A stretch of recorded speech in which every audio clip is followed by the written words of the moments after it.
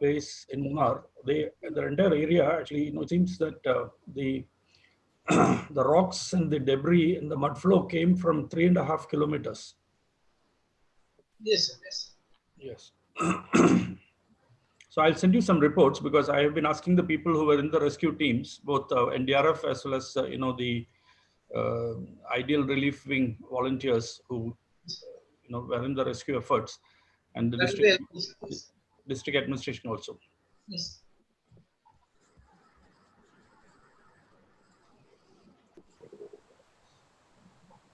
So we have started the live streaming. Shall I begin the program? We have, yes, I think, people are waiting. Let's wait for Mr. Michael Wellstrom to come. He's here. I think he's already joined. Yes. Yes, sir. Sir has joined. Our principal ma'am is also here. Very good. Dr. Good evening, officer. Yeah. Good evening, ma'am. Good evening, sir. I think we should start. Yes. Yes, sir has joined. Welcome, sir. Happy Independence Day. Welcome. Yeah, okay, great. Okay. Good evening, sir. Good evening to all. Welcome. Good evening. So it's nice, Mr. Manan is also there. Wonderful. Yes, but I will I'll need to be excused after a little while. I'll need to leave because there is a World Malayali Council get together happening. Where okay, then you have your initial observation and then you pass on. That will be good. Right. And then I will go through the recording later. Right. Because this is a very important presentation by Dr. Ganapathy, who has been studying this very meticulously over the last few days. And right. Thank you. So, okay. Yeah. I think Savitaji, you can start. Okay, right. Savitaji can start now. 1 minute, sir. 1 minute. Mr. Michael, actually, the curtain behind you, if you can pull the curtain, then the glare will not be there at the back. Thanks for the feedback.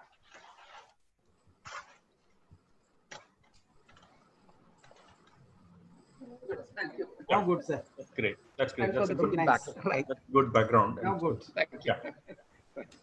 Otherwise, we were seeing you in a halo. Right. Right. Okay. Yeah. The Minister of State, External Affairs, Mr. Muralidharan, is the chief guest in that function. Okay. Right. Okay. The Right.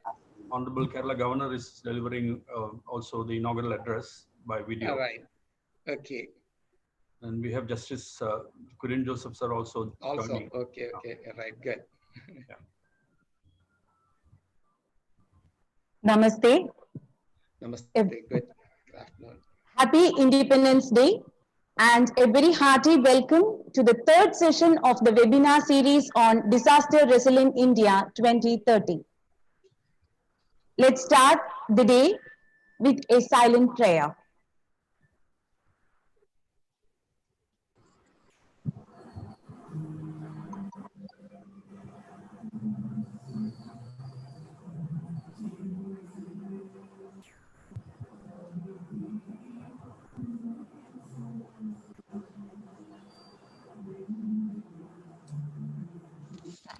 Welcome back.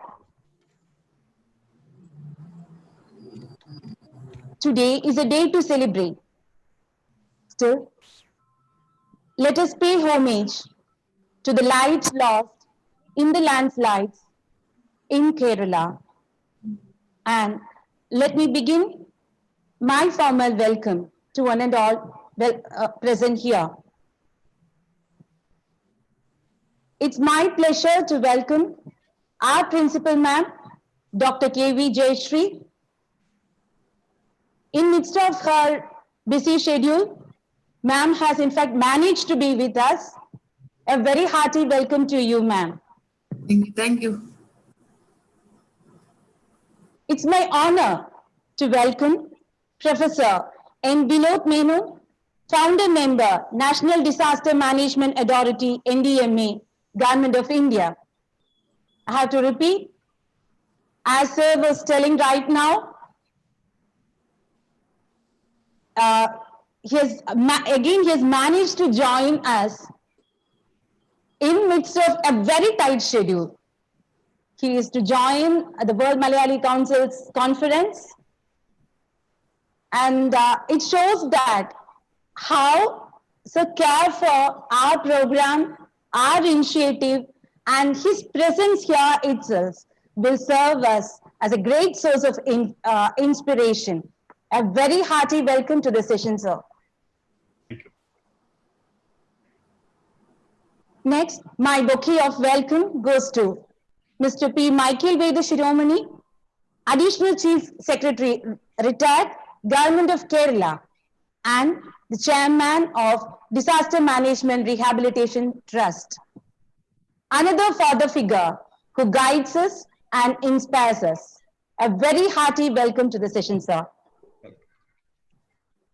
Next, my welcome goes to Dr. Meena ma'am, our IQAC coordinator, whose perennial source of information is leading us to conduct more and more programs. A very hearty welcome to you, ma'am. Next, my welcome goes to Dr. G.P. Ganapathy, Professor and Director, Center for Disaster Mitigation and Management, Vellore Institute of Technology, VIT, Vellore.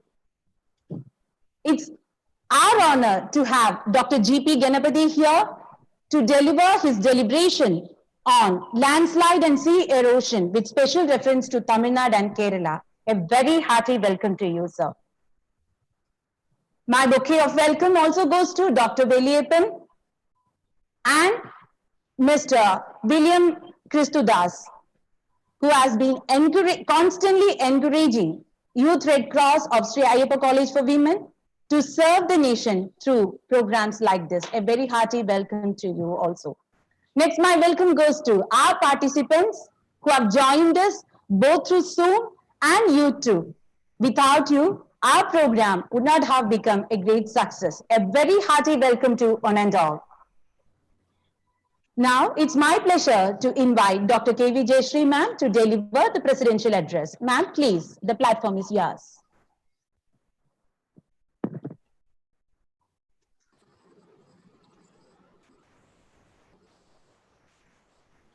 Namaste. Namaste. I extend a cordial welcome to all the dignitaries and participants to the third session of ongoing webinar series, Disaster Resilient India 2030. First of all, let me extend best wishes to you all on the 74th Independence Day. It is an occasion to remember freedom fighters who laid down their lives for the freedom of the country. We are passing through the toughest time in the history of the world, created by the global pandemic and the sudden hardship imposed by lockdown. On this occasion, let us also pay tribute to the frontline corona warriors, all those healthcare workers, doctors and nurses, and police personnel whose tireless service is helping us to return to normalcy. The recent landslide occurred on August 7 on a tea estate in Kerala, Idukki district, burying a settlement is a historic wrapped in tragedies of climate change, deforestation, reckless construction, and alarm being ignored. Today's session focuses on landslides and sea erosion with reference to Kerala and Tamil Nadu, and we are having Dr. G. Ganapathy among us to explain more about these happenings. Today, in my presidential address, I am going to highlight two important aspects of ecology which need immediate concern for resilience and sustainability. The first one is carrying capacity and the other is ecological footprint. In ecology, scientists use the term carrying capacity to explain sustainability. Ecological footprint is a measure used to assess sustainability. Sustainable development is development that meets the needs of the present without compromising the ability of future generations. This idea presupposes development within the confines of carrying capacity of ecosystems.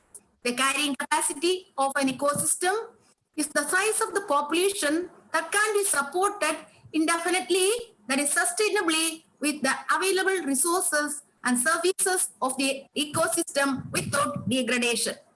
Earth as an ecosystem is currently experiencing a sixth mass extinction age, primarily caused by anthropogenic factors such as overconsumption of resources than what Earth can regenerate, pollution, deforestation, ozone layer depletion, habitat destruction, etc., etc.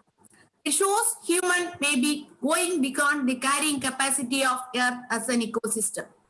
An ecological footprint is a measure of the amount of bioproductive land and sea required to support a person's lifestyle. It includes the land needed to grow their food, dispose of their waste, and absorb their carbon emission. We must always remember that humanity is no longer living off nature's interest, but drawing down its capital. People are turning resources into waste faster than nature can turn waste back into resources. As a global community, we are consuming about 25% more than the world can sustain. This can keep kept up for a limited length of time, but if action is not taken to restore the natural balance, the ecological systems will start to collapse and environmental conditions will be much more worse than those we currently experience. This growing pressure on ecosystem is causing habitat destruction or degeneration and permanent loss of productivity, threatening both biodiversity and human well-being. The sum total of all our individual footprints make up the unsustainable total demand. The solution to this problem is for people to take individual action to break down that large footprint.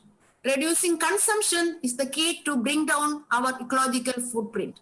We need to change the way we live to combat climate change, conserve the world's forests, and protect our oceans. No one wakes up in the morning and consciously decides to contribute to global warming, to help cut down a tropical rainforest, or to deprive future generation of a decent standard of living.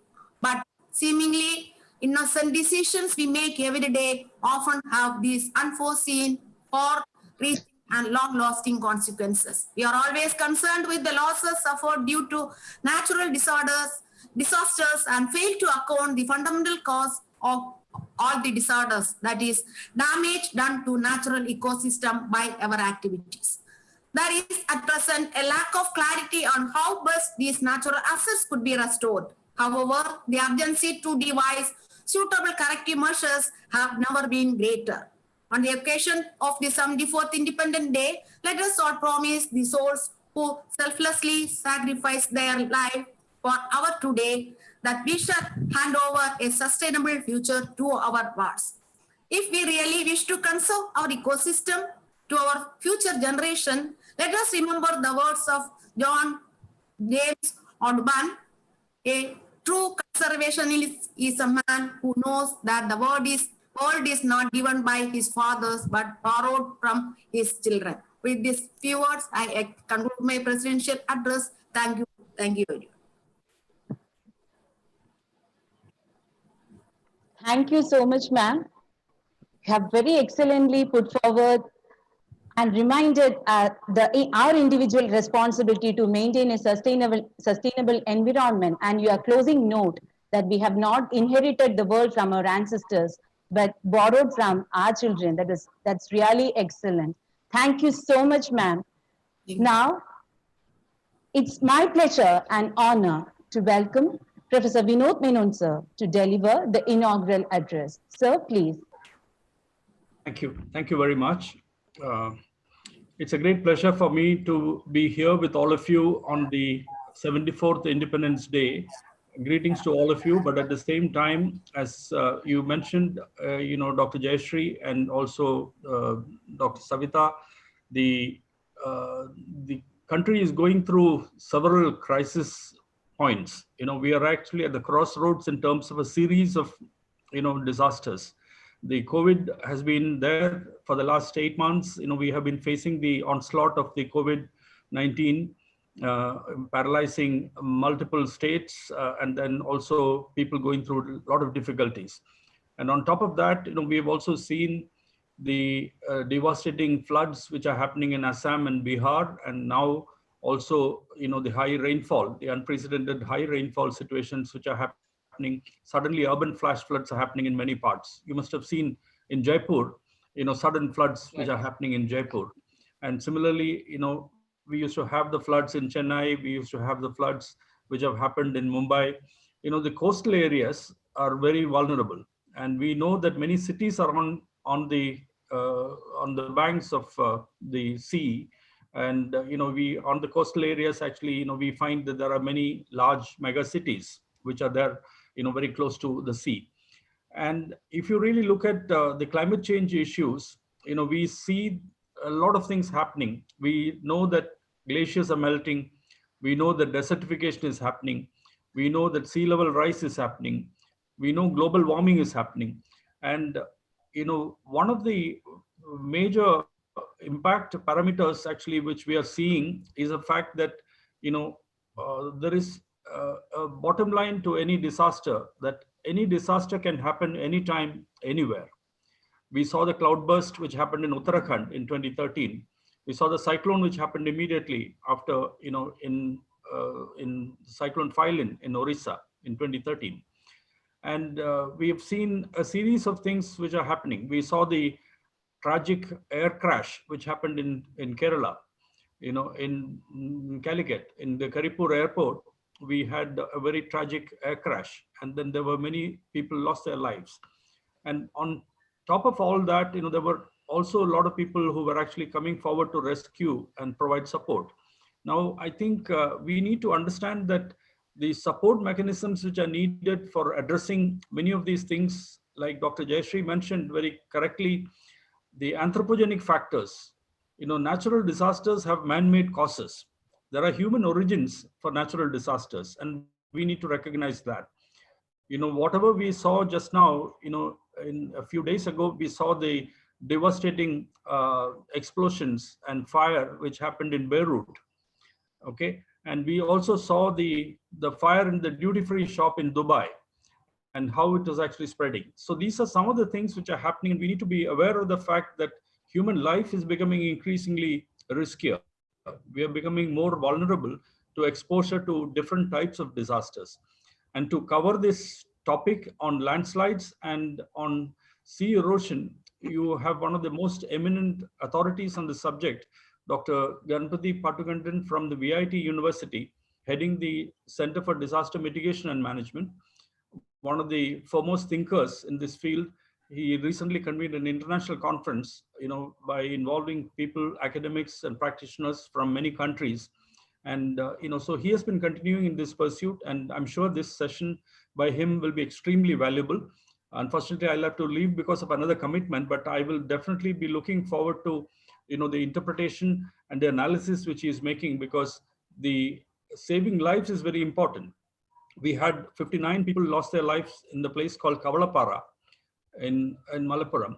And we also had, this time in this landslide which happened in Munnar, we have already lost 56 lives, and there are many people still buried in the landslide. And we are, hoping and praying that, we will be able to recover. But then, as was mentioned, the landslide happened on the 7th of August, and today is the 15th.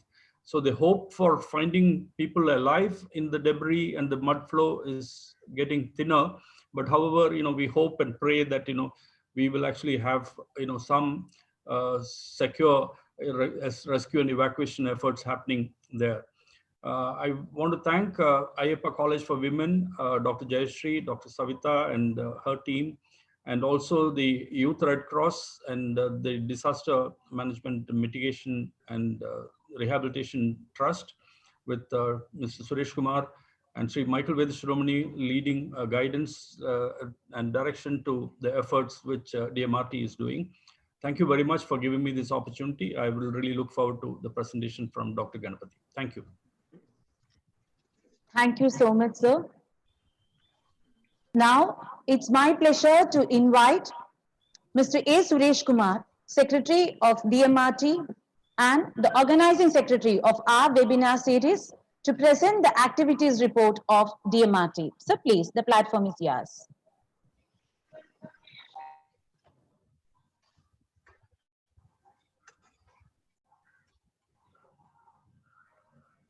So please unmute yourself. Your microphone. Yes. Microphone. Yes. Pleasant good evening to each one and all for joining this 74th Independence Day function.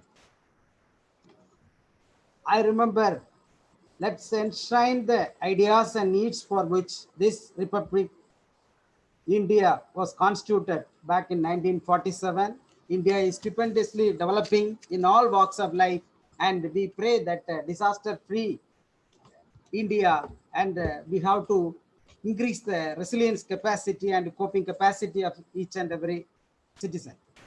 Way back in 2005, the Disaster Management and Rehabilitation Trust was promoted with the philanthropists of Tamilnadu under the leadership of Mr. R. Natarajan, former chairman of Mercantile Bank. This trust was founded by Tamil Mamani Sree S. Adichan, and a staunch freedom fighter, Dr. N. Vellore INA, was the vice chairman, Mr. Chunkankadai as vice chairman from Madurai, Mr. Ram Mohan, formerly with World Vision, and many other distinguished captain retired, Mr. S. Murugan, and meteorologist IAF, and Dr. Chidambaram Rajan, and Professor Uma Magesan, and so many people of Tamil Nadu. The promoters' vision is like this: disasters are part of human history, and every year during 2005 they said 34,000 lives are lost. 25 out of 35 states and union territories are disaster prone. The vulnerability can be reduced by the management capacity of the people. Considering these factors, DMRT was promoted to improve the coping capacity of the vulnerable people and rehabilitate the affected throughout India. So the mission of the organization is to reduce disaster vulnerability by improving management capacity of affected people. The strategy they have adopted is to provide spiritual strength to meditation, material management, and the coping capacity to the affected people during disasters. So this organization, I humbly present the few activities of the last. This 28/12/2005, there is a mistake too. By the Madurai vice chairman, Mr. Chokkalingam brought relief material from Madurai. It was distributed to the coastal habitation affected. And we have similarly presented in Muttam area. He is a Muttam president and the team. They are here. And I reminded of the Republic Day function we have organized in government children's home, tsunami affected children's home. There we declared a disaster awareness camp and disaster awareness program for the students. The eminent scholars from this is Dr. Velu Naidu, freedom fighter, our chairman, AGM, State Bank, and many other dignitaries attended this program. This is the program we have given for pre-adolescent girls. We have started a fashion designing program, 1-year program. Tamilnadu Open University presented a certification for which we have sponsored around 2 lakhs. Free of cost, we conducted the program. There was an awareness program organized. The district collector is inaugurating that. The beauty of the program is in 3 months' time, the participant students, they drawn a fashion textile design and they presented to the district collector. So, and we have given this sewing machine to the poor, the DRDA, Mr. Selvarajan, that time project director, DRDA was there, the DRO was there, and all the dignitaries. We have given this encyclopedia to the inmates of adolescent government orphanage run by government of Tamil Nadu, social welfare department. We are the pioneer in initiating scholarship program to the school children. They lost their books, they lost their livelihood, they lost their house, everything. So we started with this scholarship program, and this is Mr. Binod Kumar Sahu, represented from Women and Child Ministry, Delhi. We have taken them into all the 33 affected tsunami affected villages. See, again, scholarship program, it was a continuous project. 3 years we have provided scholarship and the fan we have provided to the same orphanage. See, this is a tsunami live CD we have presented to the, from our organization to the international agencies. So now we are experiencing the pandemic situation like that. After every disaster, we experience biological disaster. At that time, we experienced dengue, chikungunya, and malaria.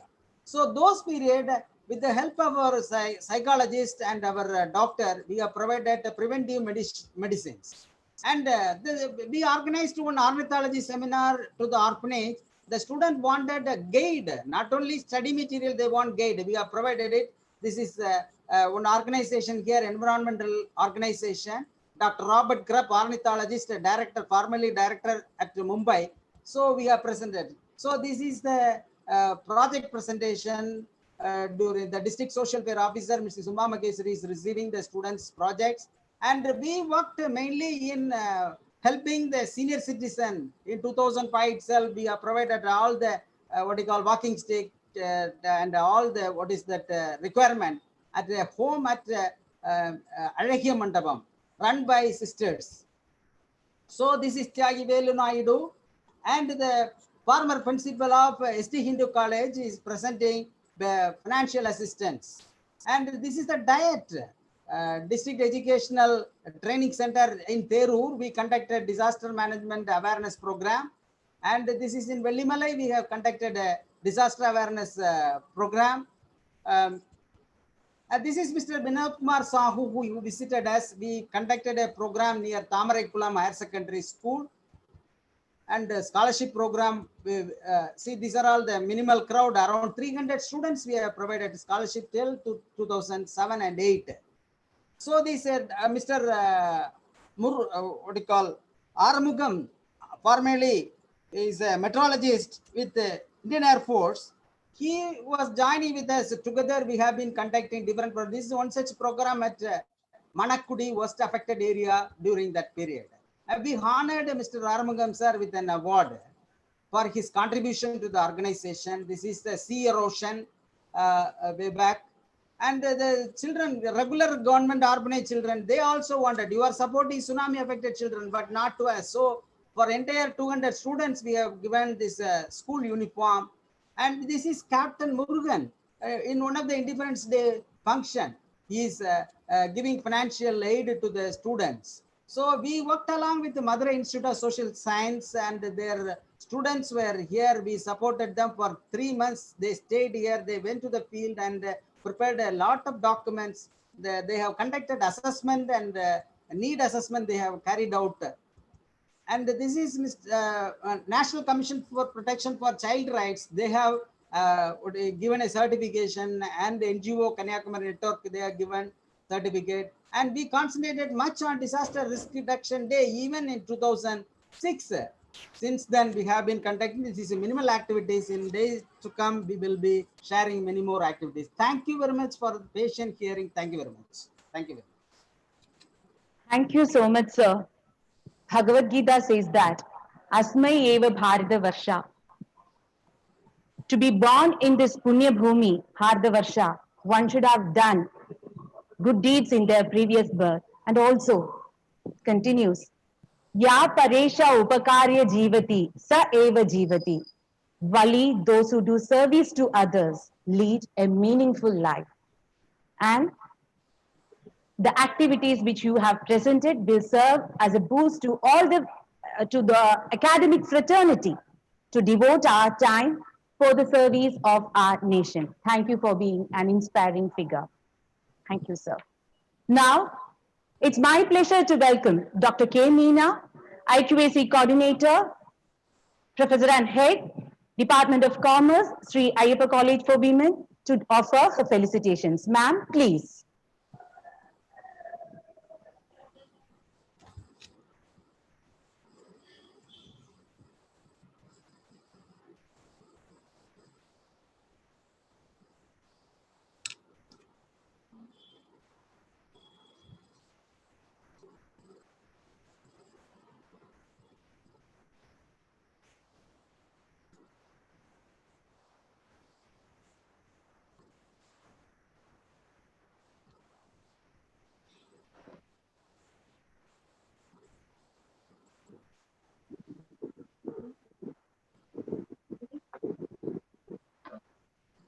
Good evening, all of you who are virtually connected today.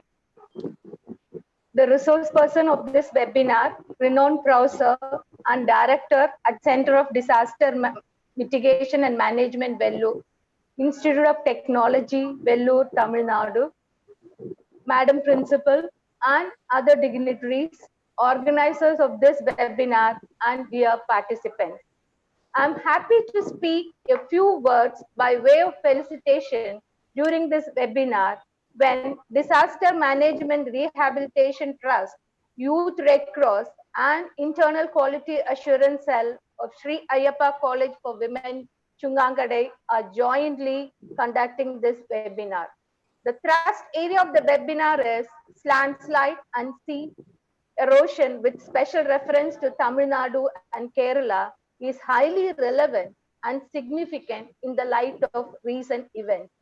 I would like to thank the organizers for bringing us all together to discuss about the various unfortunate incidents that happened in the recent past.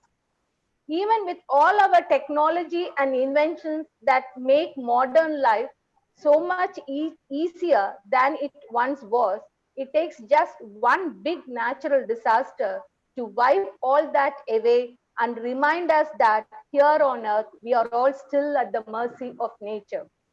Study the nature, love the nature, stay close to nature. It will never fail you.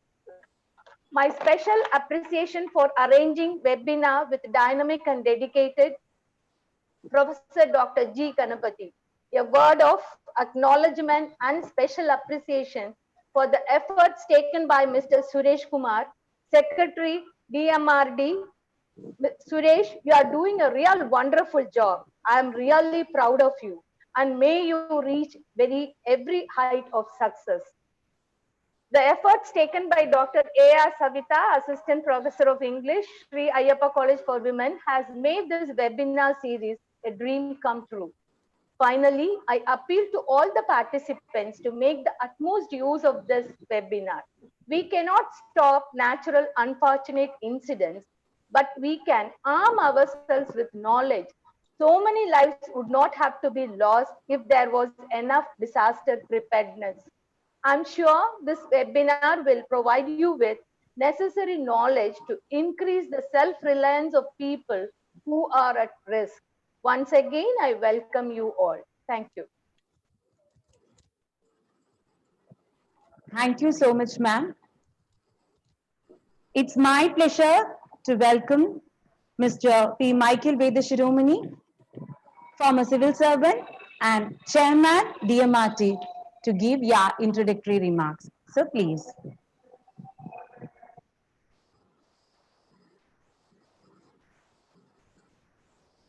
Am I okay?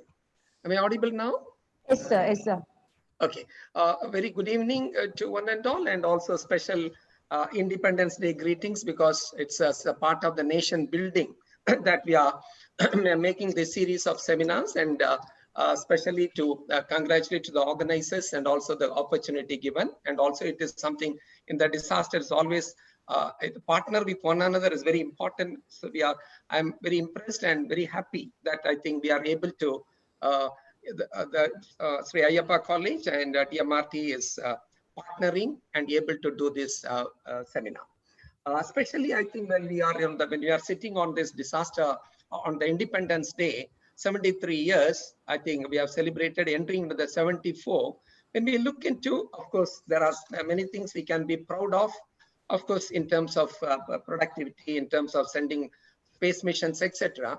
But in terms of grassroots level, I think still we need a lot to be looked into, because India, I think we lose every day. I think 1,000 people we lose because of the TB. TB alone takes away 1,000 people everyday life, which is preventable. So certain things gets attracted, certain things not. So we need to, I think I would say as a country, as an individual, because we will be stakeholders at a later date, have to look into how we have to reprioritize, because the fruits of development and freedom should be equitous. That's more important. And we also want to reiterate what Constitution has assured us, the equity on social, economic, and political. Politically, yes, on the socio-economic side, much things to be done. And especially to congratulate the principal and Dr. Meena and also Savita, to especially, I think, as a part of the empowering the women, which I feel very greatly honored and all. I think we do have got a great expert, Dr. Ganapathy here, that too from the Vellore Institute of Technology, because I think whenever I visited Vellore Institute of Technology and met the chairman, it was always a pleasure, because it's one of the great universities and in terms of technology, etc. Because much to be done. I also used to told the chairman once upon a time, I think since you are in Vellore, there is a CMC Vellore, there is also VIT. Why don't you think it of? I think you should be able to express how is that the individual is benefited and enhanced in terms of disaster mitigation. Basically, I will request Dr. Ganapathy to look into that in terms of Vellore district, how because of these two institutions and mother institutions, how we are going to, I think, enhance the capability building and all. Now, straight coming into the topic, it's very relevant. I think it's more relevant from the Kanniykumari district, because to which I belong, because Kanniykumari district, I would say it's a multi-disaster prone district and all. Even the tsunami made its impact, and tsunami also made its impact and made its signature, and we know the impact of that. Now, coming to the two parts of this, what we call today, what we are looking to, the landslide and the sea erosion. Landslide, I think I knew this Pettimudi area because there was the sub-collector Devikula. Because if any one of you visited Munnar, possibly this is not an area where the landslide would be occurring. Because normally if there's a green cover, it should not happen. But this is an unusual, but I think Dr. Ganapathy may throw more light. There's something which has triggered, which maybe I always say there is something that culprit. What was the culprit? Was it the rock came from, I think what Dr. Manan said, that some 3 kilometers, etc. But it has remained for 100 years. But what it is triggered? Something has triggered. But in the hill areas, there is always a problem. But people in the common wisdom, they say, maybe the natural vegetation you change into the plantation. Possibly the land topography changes and could be creating problem. Because any landslide, I think we are sure there is some, the culprit is the water. The water, if enters, then it is like a billet, it's like a dynamite, it may be. But unfortunately, we have lost so much lives, but nothing could be done. But at least I think I would, maybe as part of this, maybe our webinar series also, we should say, at least in the hilly tracts of, Kerala, as well as in some parts of Tamilnadu, we should look into it and revisit those areas and see whether something preventable, because prevention is more important, saving lives are more important. So only one point which I wanted to say, because we are going to hear technically from Dr. Ganapathy, the dog which is sitting, if you remember that there was one dog which is sitting for such a long to track its owner. I think I used to think of, because bringing a dog from a district headquarters will take time. Today, I think even the government should think it of, invoking or taking partnership or training people, because many of them are pet keepers. They will be interested, because it is a nation building. At the time of rescue, it is always the common man. It's the local man is the most important resources and all. I think government, including I think Dr. Manan, I would say, though he has led the Disaster Management Authority, I think we should insist. Anybody in Kanniykumari district who have got a pet dog would like to get it trained, that will be a great resource. So that is one observations I should make. And as both the speakers, Dr. Sree as well as Dr. Meena said, I think we do have to respect the nature, which is unfortunately has come down for obvious whatever reasons. Coming to the sea erosion part, my observations will be the sea erosions, because any sea area will be very densely populated. If you come into the Vizhinjam part of Kerala, I think the density will be average 2,000. So this is the most vulnerable area, and people unfortunately or fortunately, because for livelihood, they risk their lives, and we are inhabited in very, very, very close to the sea. I think the tsunami had so much impact because we are closer to the sea. I had an opportunity to work in the KMM, Kerala Minerals and Metals Limited in Chavara. I think we know what is the sea erosion. The sea is very, sea is, has got its own way of behaving it and all. Suppose we intervene in one place, it will react in another place and all. That's what is happening and all. And especially the sea erosion prevention, not that it's mechanical, maybe some places it can be mechanical, but unfortunately, government believes in big things. Government want to do big things, but doesn't believe in small things. Actually, in the disaster mitigation, it is the small things which matters, and the small things is alone is more helpful. Like, for example, I just remember, because to take the refer to the Kanniykumari district, particularly with reference to sea erosion, when Mr. Suresh showed the house being eroded, I just was recollecting, I think the biggest, I think what you call the crime the Kanyakumari people have done environmentally is sacrificing black palm and introducing rubber. I repeat, because many people may not contextualize and relate it. The biggest crime the Kanyakumari people have done to nature is to ignore black palm, cut and remove, and introduce rubber. 2, if this black palm can be reintroduced, not even reintroduced, if you can use that stump for especially on the sea erosion prevention, which will be more cost economic, because 3 layers or 4 layers can be done rather than bringing, I think, sea walls, which is very costly. I stop these observations here. I think I'm sure every disaster teaches us many things, and we have to be prepared. The constant vigil we have to do, because it is a human rights issue. Because disaster is nothing but a human rights issue. We need to look into that. So hope, I think each one of us have to contribute. We cannot leave it to the district collector. I was just going through the website. I think the disaster management plan of the Kanyakumari district 2017. It's unfortunate. It cannot be like this. That means our collectorate or the district administration is as simple as not prepared. If you straight, I point out that the district administration is not ready to face disasters is what reveals, because you are not even prepared to update it and all. What else more is you're being, I don't know. But this is the scenario. I think disaster mitigation is everyone's job. I think we have to keep on asking, keep on getting questioning, and so that we can solution that. I think hope the interactions will make us little more better, wiser in doing many things and all. And thanks for an opportunity, but eager to congratulate everyone of, especially the organizer and Savita's interest and all, and Suresh Kumar's commitment. And we will listen to Dr. Ganapathy and hope we'll be more wiser. Thank you very much for this great opportunity. Thank you. Thank you so much, sir. The truth is always bitter. As you say, Kanyakumari district is prone to disasters, and we have moved from our traditional indigenous knowledge systems and sustainable living practices, and the rest is history. Thank you so much, sir, and I hope that what you have said will be an eye-opener for all the stakeholders involved in disaster mitigation. Thank you so much. Now, it's my pleasure to introduce Dr. G.P. Ganapathy, Professor and Director, Center for Disaster Mitigation and Management, Vellore Institute of Technology, popularly known as VIT, Vellore. Dr. G.P. Ganapathy has completed his doctoral research in earthquake microzonation for Chennai city, and that was just a beginning. He served for the Center for Disaster Mitigation and Management, Anna University, Chennai, for 8 years as a scientist. And during his tenure, he carried out many research studies in the field of earthquake hazard assessment, earthquake monitoring, seismic microzonation, landslide hazard zonation, liquefaction hazard mapping, solid bioengineering for slope stabilization, environment impact assessment and management.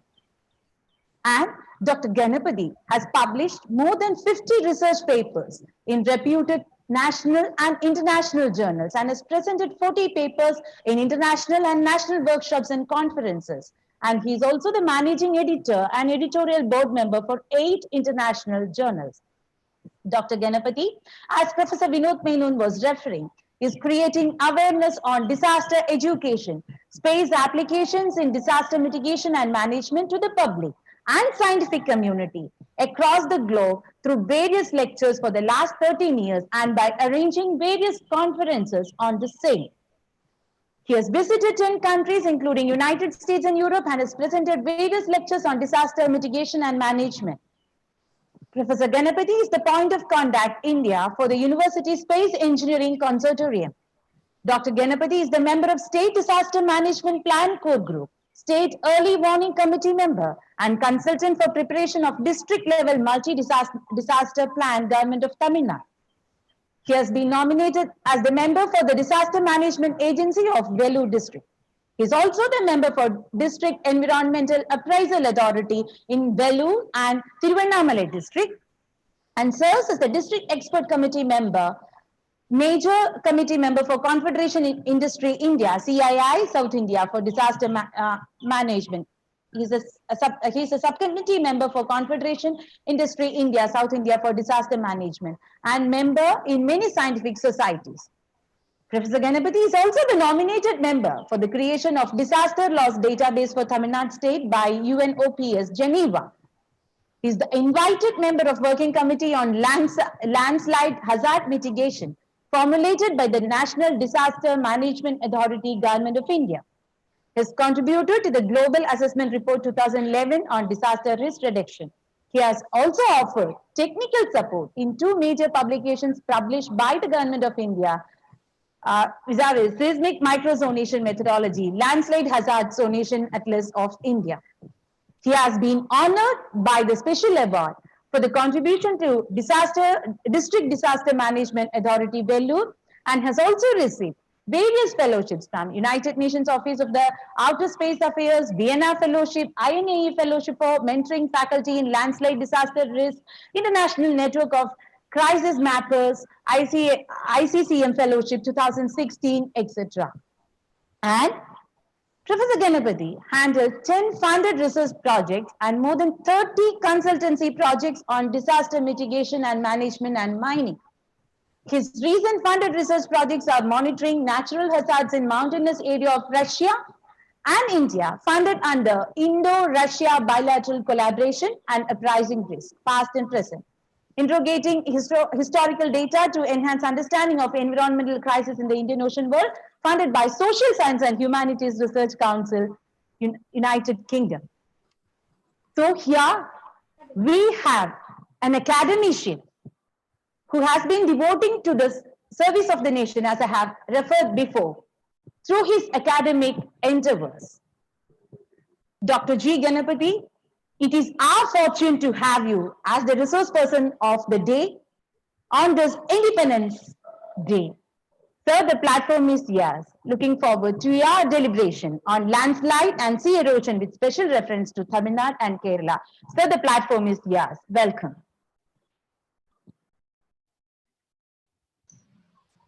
Yeah, thank you.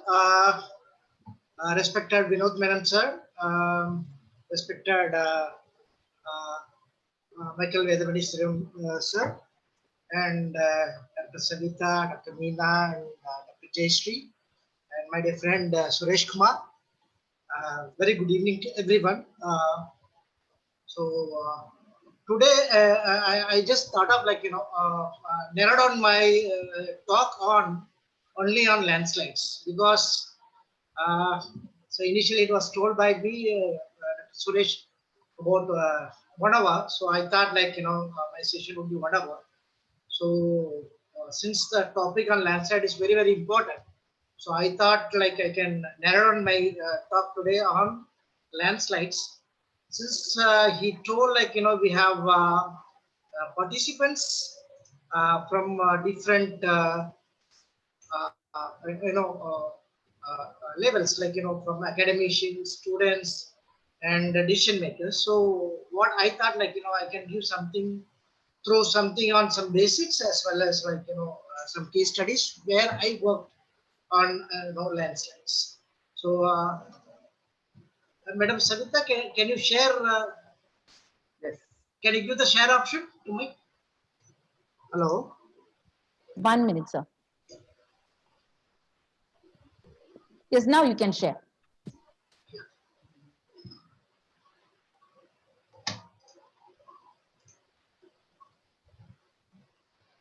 Can you able to see? Yes. Yes, yes. Yeah. Okay. So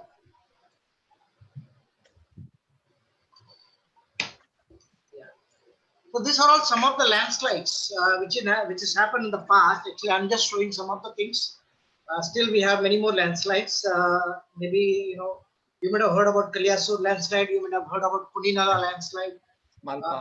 Heard about the past landslide in other part of the country. And these are all some of the recent landslides in the history. And this is in Darjeeling landslide in West Bengal in 1968. So this has happened in October 4, 1968. You can just see the impact of these landslides. I'm not going to talk much on this. Later I'll talk on this. And this is the very famous landslide called Malpa landslide. So a total village called Malpa is totally washed away by this landslide. This has happened in August 11, 1998. And this is urban. This is the urban landslide which is happening in Mumbai in July 2000. So it took place in suburbs of Mumbai due to heavy rains. Again, 67 people died. So this everyone knows. There was a landslide in 2001 in Amburi, Kerala. So those days, they were telling this is one of the worst landslide in Kerala's history. So that time it was only 40 people died. So now we cannot climb this one of the worst. Now we have many more slides in Kerala. And this is another landslide which is happening in 2013, Kedarnath. So everyone knows there was a flood in Uttarakhand. So many people misplaced over there, and over 5,700 people reported dead, and over 4,200 villages has been totally affected by the flood. And there were so many landslides in this particular location, and many villages, many buildings buried under this landslides. And this is another one Malin landslide in Pune, which has happened in Maharashtra. So again in July 30, 2014. So there was a village over here. So where you have seen the fresh soil here. So earlier there was a village. The total village is buried under this landslide. This is similar thing what we are facing right now in Rajamala. So Rajamala is a small estate which is buried under landslide. Here in Malin, there is a total village. Somewhere around 151 people died, and again 100 people went missing. Again, it's around 200 to 250 people died actually by this landslide. So I was there, particularly in this landslide. Immediately after the landslide, I was there to investigate a postmortem study of this landslide, and we have done an extensive study of this to identify what are the causes of this particular landslide. And similar, why I'm showing this is a similar kind of landslide which is happening in South India also, particularly in Nilgiris and Kerala. And so let us start with some definition, because many students are here.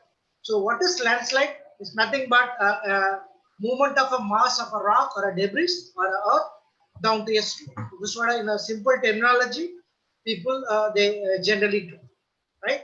So what happened in landslide? You need to understand the anatomy of landslide. It's very, very important. The top portion where you can have the crown portion in this particular slide is called a main scar, where you have some cracks formed, and after that we have a zone of transportation, zone of accumulation. So where you have the top portion where the crown is there, it is nothing but the zone of crack, where your the landslide initiation part is the main thing. And after that, it is a zone of transportation where you have the main body of the landslide and where you have minus curves also. And after that, it has moved and it is going to deposit. So why it is important, the crown portion, whatever your construction is, you are going to plan, it is very, very important. It is going to give added weight on the top of the hill. And the next one is the zone of transportation. So most of the people, for the aesthetics purpose, they constructed houses or buildings over the slope. So this is along the slope. So this is another dangerous thing. When there is a transportation of this material, the whole slope will move. Again, the building will collapse. The third one is zone of accumulation.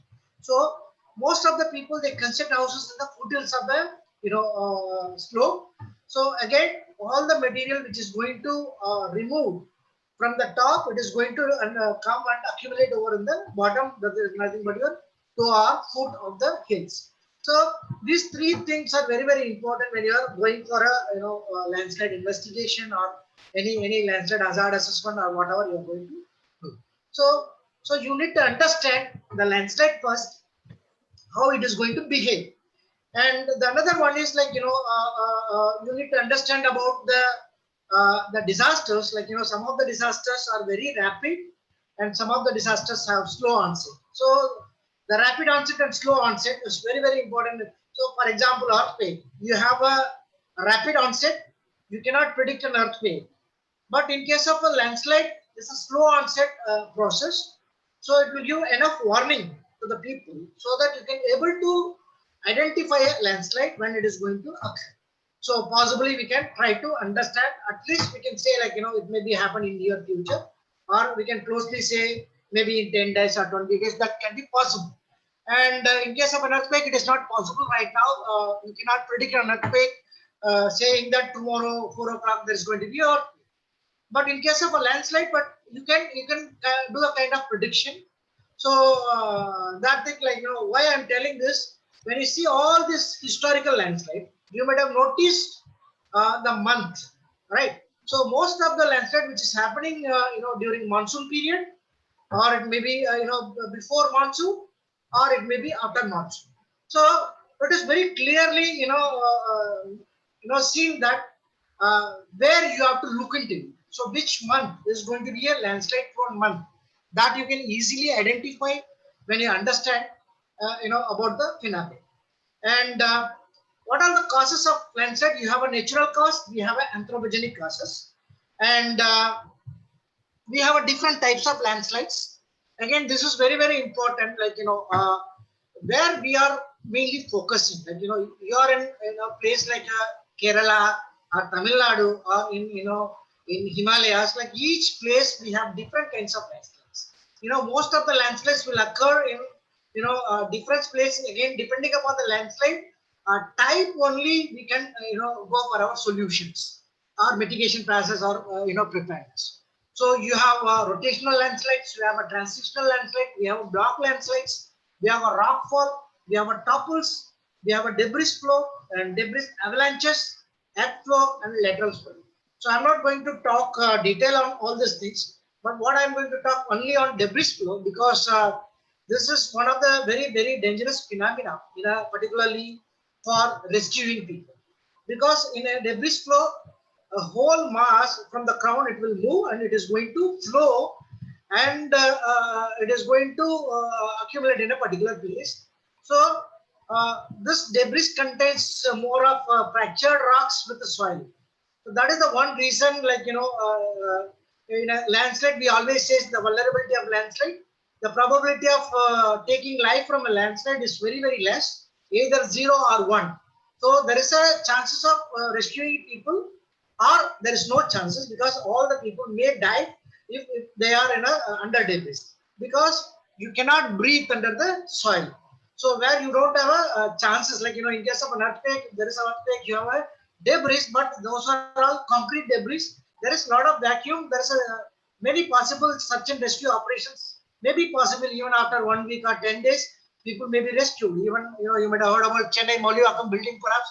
People, the NDRF rescued people even after 5 days. So that may be a chances. But in case of a landslide, it is not possible. It's very, very dangerous phenomena. So the whole soil will come and cover, so you cannot breathe. So such a dangerous things debris flow particularly.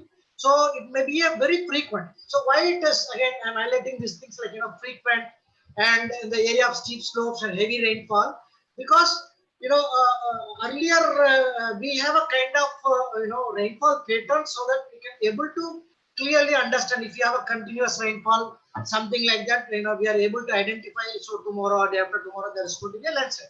But now this, because of this frequent climate change and other variability in the climate, so now we have a rainfall which is happening in a 1 day, it is equivalent to a 1 month or 1 year period.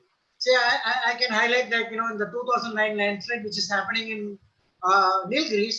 So continuously there was a rainfall in Keti, and it's a historical rainfall. So we never had such a rainfall in you know, Nilgiris earlier. So it is happening, everything is happening in, you know, just 48 hours. So these are all some of the dangerous phenomena. So where you have a cloudburst or you have an intense rainfall in a particular day.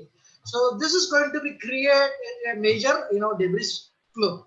So so you need to understand, again, everything I'm relating to the preparedness and early warning of landslides. Okay, and what are the general causes of landslides, particularly in South India.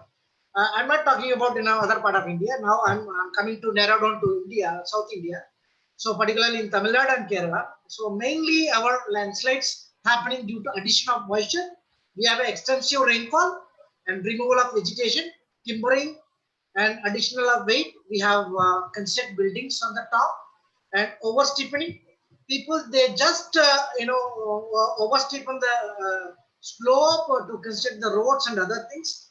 And we have artificial vibrations. So what is artificial vibrations? Like, you know, we have you know, road constructions, like, you know, a lot of vehicle movement will be there, and people, they do quarrying. So because of that, you have a artificial vibration. Also, we have some natural vibrations, places like Idiki and all. We have more of you know, minor earthquakes, the tremors which is continuously happening in Idiki area. So those tremors also can trigger a landslide. We may not see, you know, immediately after the landslide, we are not going to see a landslide. Sometimes it is happening, like, you know, if you have a continuous triggering of some minor landslides, 3 magnitude, 4 magnitude, continuously in the past 1 year or 2 years. So after that, when there is a heavy rainfall in the particular place, then there may be a chances of a landslide. So it is coupled with, you know, one the factors which is act either individually. It may be because of only rainfall, or it may be because of only vegetation, or it may be, you know, combinedly, which, you know, the many parameters which are shown here. And we have a lot of technologies to map the landslides, and we have a mapping, remote sensing and monitoring. That's what we are doing. And see, so these things will give an idea of people how we can go for analysis in an area where you can look into it. So again, depending upon the availability of data. Suppose if you have a only bedrock, you know, information, you have a superficial geology or topography of that area, or you have the soil map and geomorphology. So you can have a quick idea. So which are all the areas is prone to landslides. So it's a very, very you know, blind you know, analysis you can do. So you can demarcate the areas where you have a, you know, prone to landslides. And you need to understand 3 important criteria for landslide maps. One is landslide inventory maps. So these maps are nothing but the location of landslides. So why it is important? Like, you know, the past is the history is the key to the, you know, future. Because when you have past landslides in a particular area, there may be a reactivation of this landslide in future also. So that's why this plotting up of this inventory is very, very important, so that you can clearly identify the areas which is already susceptible, the land which is already susceptible to landslides, and even you can identify, suppose if the slope is there, you have identified this is the location where you have already landslide has happened. So whether the same landslide is going to happen in that particular area or not, that you can, you know, identify. And next one is the landslide susceptibility map.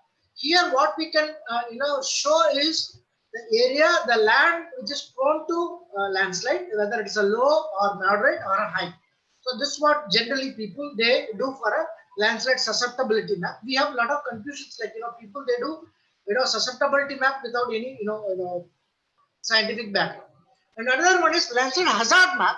So this hazard map, what it conveys, there's a little different from the susceptibility map.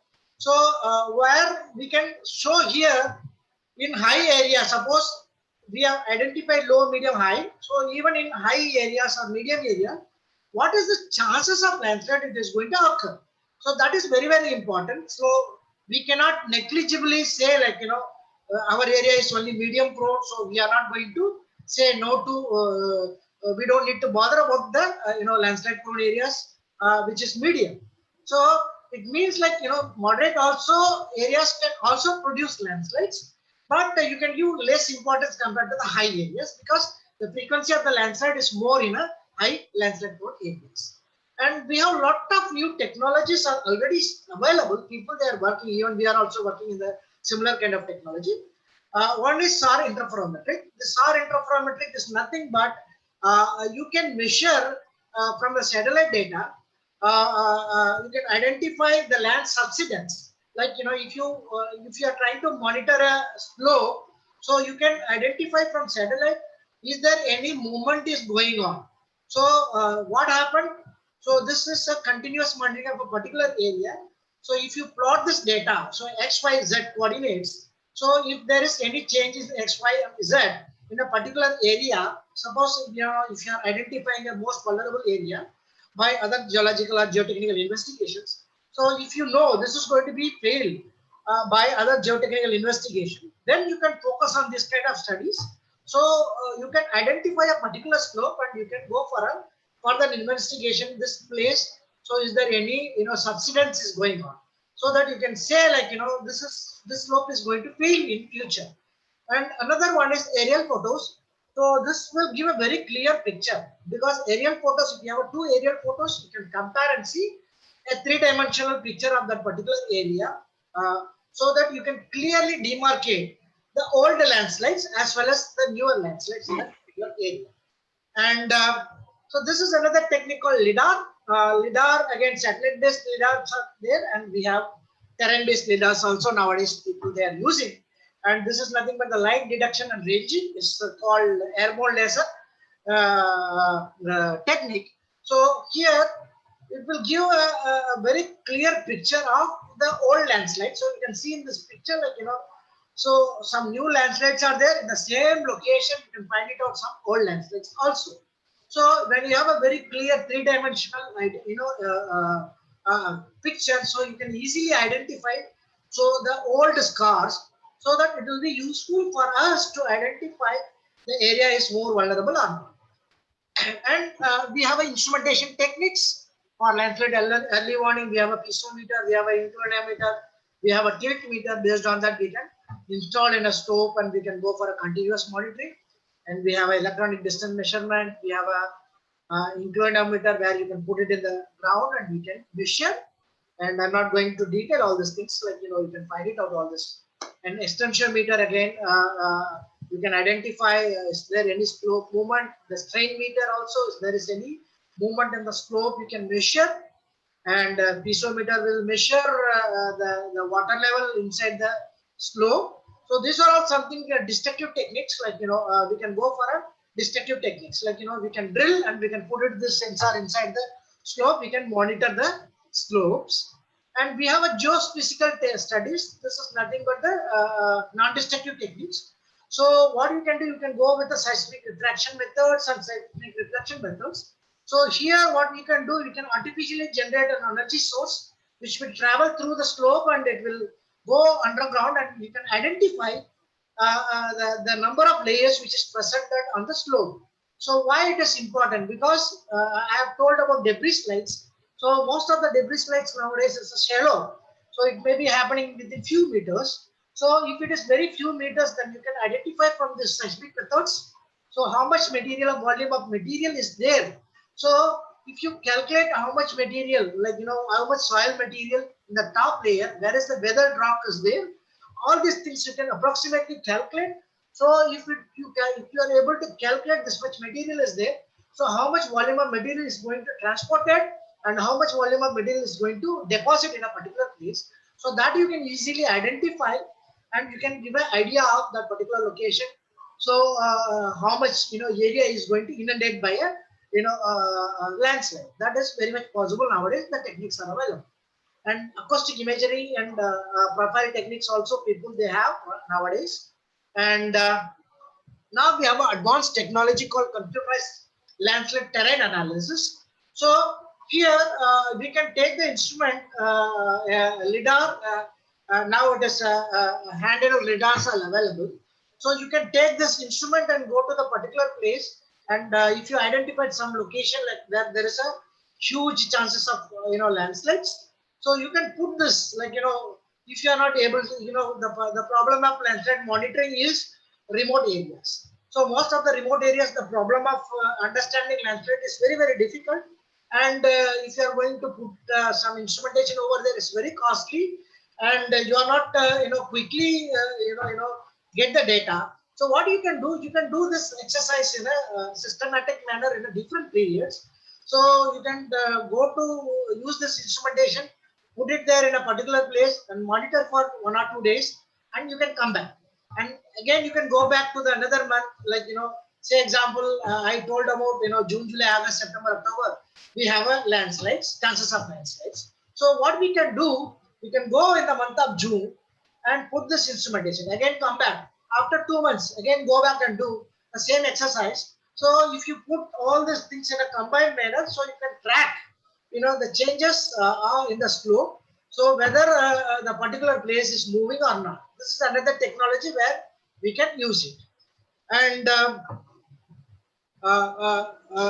so let us come to the landslide hazard zonation. So this is the landslide hazard zonation map of India. So the maps what we are preparing, like, in a different scale, play a major role. So this is the map which is prepared in the year 2001. This was published by the Building Material Technology Promotion Council.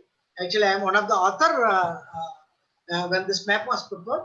So earlier we have earthquake zonation map, we have a cyclone zonation map, we have a flood zonation map, but we don't have a map of landslide hazard zonation in a regional level. So this will give a quick idea of which are all the states which is prone to landslides. So this one is a quick identification of only for decision making, and where we can look into it. Okay, so in this regional level mapping, this is done in a large scale by 1:6 million and 1:5 million scale. And so here we can identify which are all the locations in India where you have a severe to very high landslide prone and high landslide prone areas, and moderate to low landslide prone. Like that you can identify. So this is only for a quick decision making purpose. So where you can go and do that. So because whenever we give any kind of information to the any administrator, any IAS officer, they much ask question like how much money involved. So Nilgiris or a district of Idiki. So if you are going to tell something like this area is prone to landslide, immediately administrative people, IAS officer will ask a question: whole Nilgiris is prone to landslide or not? Or they will immediately ask how much area is prone to landslide, how much money I have to investigate in this. So when you say this kind of information, people they don't agree. When you say like I have to spend so much crores of rupees in landslide mitigation, they don't agree. So this kind of information will give a quick idea which area you can focus. So in whole Nilgiris, it may be around 2,500 square kilometer area, but all 2,500 square kilometer area is not prone to landslides. Only 1/6 or 1/8 of the Nilgiris is prone to landslides. That you can identify. So what we can do, we can narrow down this one. So a lot of agencies already they are working on landslides. So like Geological Survey of India, Central Road Research Institute, Central Building Research Institute, IITs, Indian Institute of Himalayan Geology, Department of Space, National Remote Sensing Center, Defense Terrain Research, Bureau of Indian Terrain, all these people and a lot of academic institutions, we are also working on the landslides. And further we narrow down. So this is the landslide hazard zonation map of South India. So I am just putting into both Tamilnadu and Kerala. This is map which is prepared based on the Building Material Technology Promotion Council methodology. When we are, when I was in an university, actually we have developed this methodology. Very simple methodology we have developed that time based on the thematic maps. So here we can clearly say which are all the locations. For example, in Nilgiris you can find it out the red colors, as well as in the Wayanad and Idiki district in the western part, like south you have an Idiki district again. In the northwestern part, Malappuram, Wayanad, like so. These are all the locations already clearly mentioned. These are all prone to landslides. And this is another map which I have prepared. Actually, I have collected all the landslide inventories because as I told, the location of landslide is very, very important. So all this inventory map, this is the recent one I have collected from various sources, and I have used remote sensing and GIS and plotted over here. And all this landslide, you can see this thing like, in this map and this map, exactly it is matching. So this is an assessment, what we have done in the past. This is done in 2001 actually. The same thing, I am matched when I, put this, all this landslide, it is closely matching. So, and few things what I can understand from these two maps. So, I have told like, the moderate areas. Here we have mentioned moderate areas, the above Malappuram and, Kannur district and all. And here you can see there are also a lot of landslides. So, it very clearly, tell us the story. So, the hazard-prone areas already identified, it is prone to landslides. So we need to much, work on these places. And I just give us some of the case studies now. One is like, Uti area. You might have heard about 2009 landslides actually. Uti is very famous for landslides also, the Nilgiris, particularly Nilgiris. So we had a huge number of landslides which has happened in the past. So as I told, like, the historical landslides, this is from 1865. Actually, we have a lot of landslide. In 1979, there was 300 landslide in Nilgiris. So actually, those days, we don't have much population in those areas. Because of that, there is not much, death due to landslides. And then we have series of landslide. 1993, we have a Marapalam landslide. It's very famous. There was a bus which stood over there in the road, which is totally washed away in 1993. About 53 people died who are in the bus in Marapalam landslide. That's a very famous landslide. And 1999 also, there was a landslide in 2001, 2006. All these years, then we have landslides. And these are all the landslides which is occurred in the from 1865 actually. You can identify another important and interesting things over there in the past landslides also. So some of the landslides which is occurred in the hilly areas where you don't have any habitants, and some of the landslide which is occurred over there in the all along the road corridors. So wherever you have the most of the tourist place, so because of the road widening, other other infrastructure developmental activities, because of that people they construct the roads and without doing any engineering measures. So these areas where we have a lot of road cuts and where we have landslips. We don't call it as a landslide, it's a landslips. So this is another dangerous phenomena. So landslips is a key to the future bigger landslide, because you are going to cut the toe of the slope. Because of that, the landslide is going to happen. So mainly this we have to be very, very careful studying those things. So what we have done, like, in 2009, we have done an extensive study with the help of local authorities in Nilgiris, as well as some of the people from post office people. They are very versed in local area. And I have done a vast, study over there. And this is another example, like, Nilgiris have a 2,500 square kilometer area. The population is only 0.37 lakhs people in 1901, and now it is 7.77 lakhs people in 2011. Now it is increased in 2020. And this is a geological map of that area. So the most of the rock here in Nilgiris particularly is Charnakite. So the one of the important thing in Charnakite is, like, so those rocks are highly weathered, so you can find it out. And other one is, like, this area mainly you can find it out. Area you can have a moderately and deserted undulating plateau area. Plateau is nothing but you can have a flat terrain, so it is nothing but the natural erosion which might have happened in the past.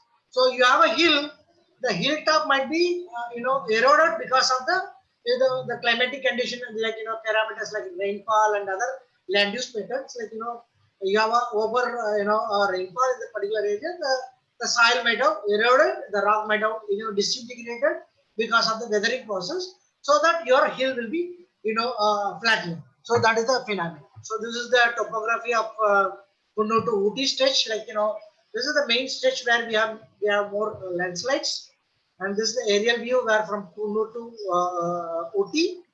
And the main important things in Nilgiris is like a rainfall. So I think you can see this rainfall map of Nilgiris. You can see, like, in the month of June, this is the normal annual monthly rainfall which is happening in Nilgiris. So in the month of June, it started raining heavily, and July it is increasing. Again, August, September it will be reducing, and in the month of October again it is increasing. So this will give a clear picture, because so in the month of June, July, August, when we have a rainfall, the soil will get saturated in Nilgiris. Particularly, I am just showing in Nilgiris. And in the month of September, October, again there is a increase of landslide. It is going to loosen the soil. So again in the month of November, where you are not going to have a very heavy rainfall, but you are going to have a rainfall in a particular day, you have an intense rainfall. So this is going to be triggered the landslide. So it is not only the rainfall which is happening only on November. It is the major phenomena which is going to happen in the month of June, July, August, September. So series of rainfall which is occurring in the past is going to the triggering factor in the November month. So which clearly indicates that you need to understand the past rainfall patterns and how it is going to impact. And in November 2009, there were around 1,150 landslides and landslips which has happened in Nilgiris. Actually, heavy rain triggered a series of landslides, and the Ooty, Kunnur, and Kotagiri regions of Nilgiris. It killed 42 people. Actually, this is the first time we had a more number of people died in Nilgiris actually compared to in the past. And this has happened just within 48 hours. The total death is 80 actually in Nilgiris. So this is the huge number of deaths which has happened due to landslide. Actually, this is combined with floods also in Nilgiris, and the loss is 300 crores rupees estimated by the risk evaluation cell by the government of Tamil Nadu. And why I'm telling this one is very, very important, because when this landslide happens in many places of the Nilgiris, the total Nilgiris is cut off from the other part of the state, so other part of the district. So from Coimbatore, you have to go to Nilgiris. So whatever the things, it has to go from Coimbatore, it is cut off, and Metropolitan, it is cut off. So like that, every places in Nilgiris, it is cut off from other places, so that the total area got struck. So people, they are not able to travel the other part of the distance. So this was the clear picture of the different location of landslide which has happened in 1979. The yellow color triangle positions where we have put this landslide. These are all new landslide which has happened in 2009. So you can see the rainfall. Ooty, it is 19 centimeter, and Kethi, it is 82 centimeter, and Kunnur, it is 31 centimeter. So Kethi, it has seen very clearly. It's a historical rainfall which has happened in the past 200 years, which is 82 centimeter in a particular day. So this is the one phenomena which triggered landslides. That's what I told. So now we don't have a very clear rainfall pattern, like if you have only increasing slowly. It is not like that. So here it is very clearly shown there is a cloud burst. So because of that, you have an intense rainfall that triggers a landslide. Again, we are not compromise on that. So we want to identify exactly what it has happened by the individual location wise rainfall which has happened in that place. And this is the different rain gauge stations which has happened. And you can see here, which is very clearly shown. Kethi is continuously. This is from 1/11/2009 to 15/11/2009. Actually, the landslide which is happening in this particular area on 10/11/2009.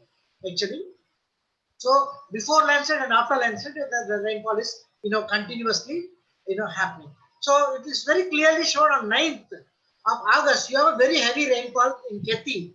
So because of that, you have a landslide in Kethi on 10th.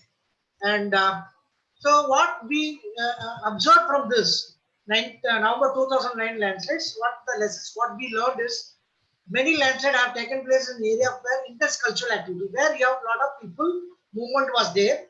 And agricultural operations, people they go for different kind of agriculture operations. They suddenly change the phenomena, like from one plantation to another plantation agriculture practice, and they go for even step cultivation in some of the areas. They suddenly go, and construction of buildings and roads and removal of earth and rock. So people they do some quarrying activity, and they do unengineering leveling of slopes. People they don't consider the contour, and they simply go for the leveling. I'll show some of the pictures, like how they have done it.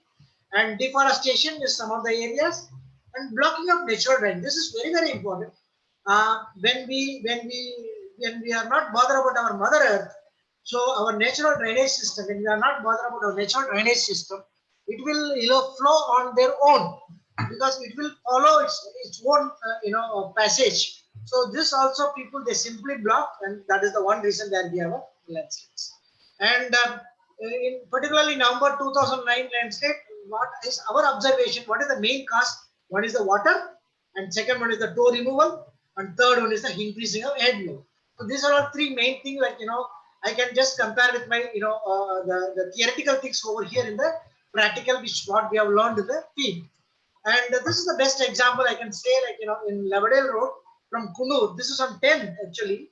You can clearly see the head load which has happened, like the top of the slope where you have a construction of the building. You can find a lot of nice buildings over there. So what happened? So this is a nice valley view.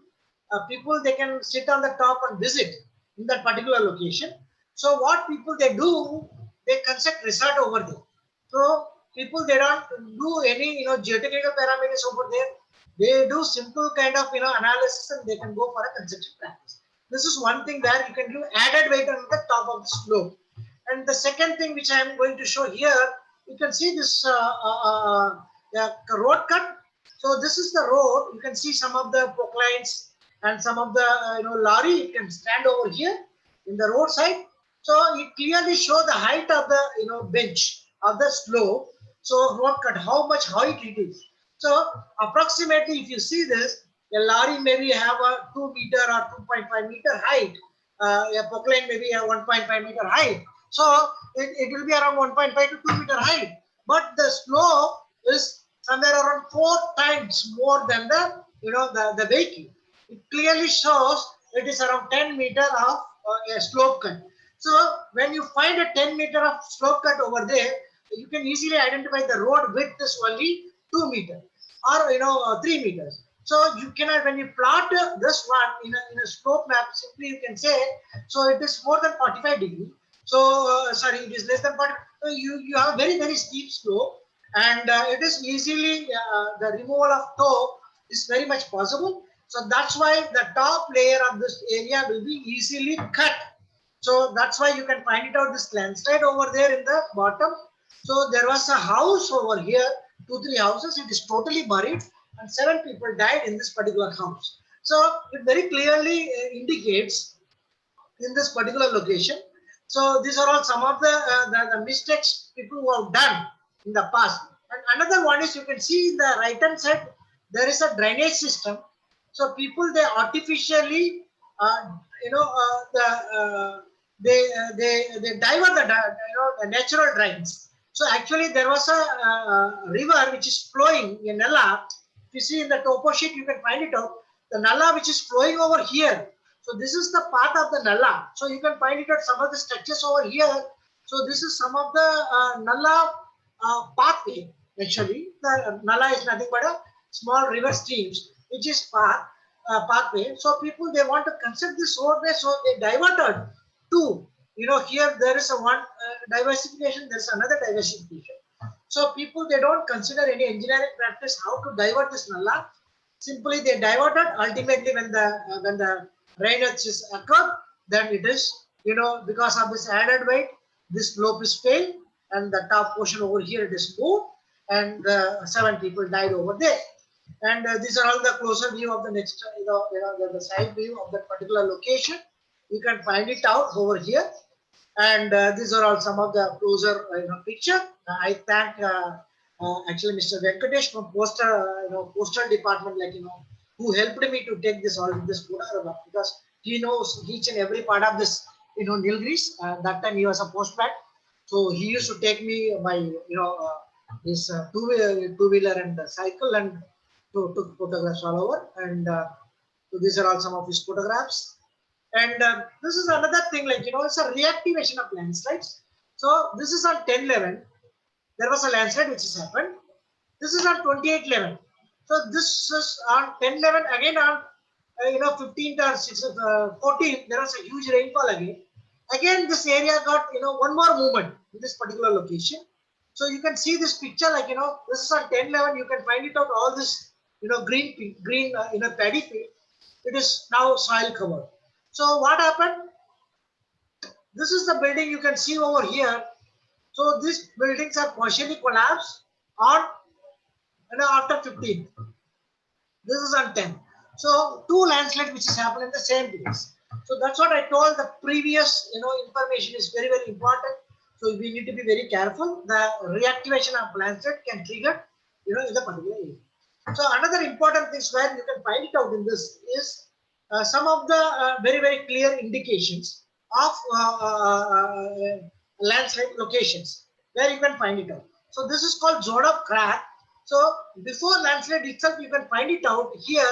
There is some kind of cracks. You can find it out. These are all some of the cracks in the top portion which is already developed. So it means the slope is going to fail. So that is not noticed by many people. So if they have noticed all these things, like they might have told this area maybe to landslides, and you can identify. Another thing, like there is a lot of houses over there. It's a colony area, so people, they have constructed a lot of nice houses. So this is giving a very added weightage, and people sometimes people, they think that is the poor construction of the road, but when there is a soil over there nearby, you can easily identify it is not a poor construction. It is because of the overweight on the top, so that you have a chances of a zone of crack over there. So this kind of zone of crack will give an idea of that particular location when it is going to move. And this is another example. This is at Naduhetti, a place called in Nilgiris. So similar, like what you have seen in Rajamala. Actually, people, they construct houses. They block the river channel, and they construct the houses over here. So it is around 1.5 to 2 kilometer length of the landslide here. From top, it is moved and it is swallow the whole, buildings, whatever the houses which is constructed over there. So you can find it out from this picture, like almost 1/3 of the building is, in the next picture you can see, like 1/3 of the building is buried under the debris. So people, they don't listen to what nature is looking for. So when they construct the houses in a river channel, automatically it will be shallow and it has comes under debris. And this is another example, like where the main causes of landslides. These are all land subsidence which is happening. So not only landslides, this is a land subsidence. So some of the roads, it is constructed over here. So people, they may not aware in these locations.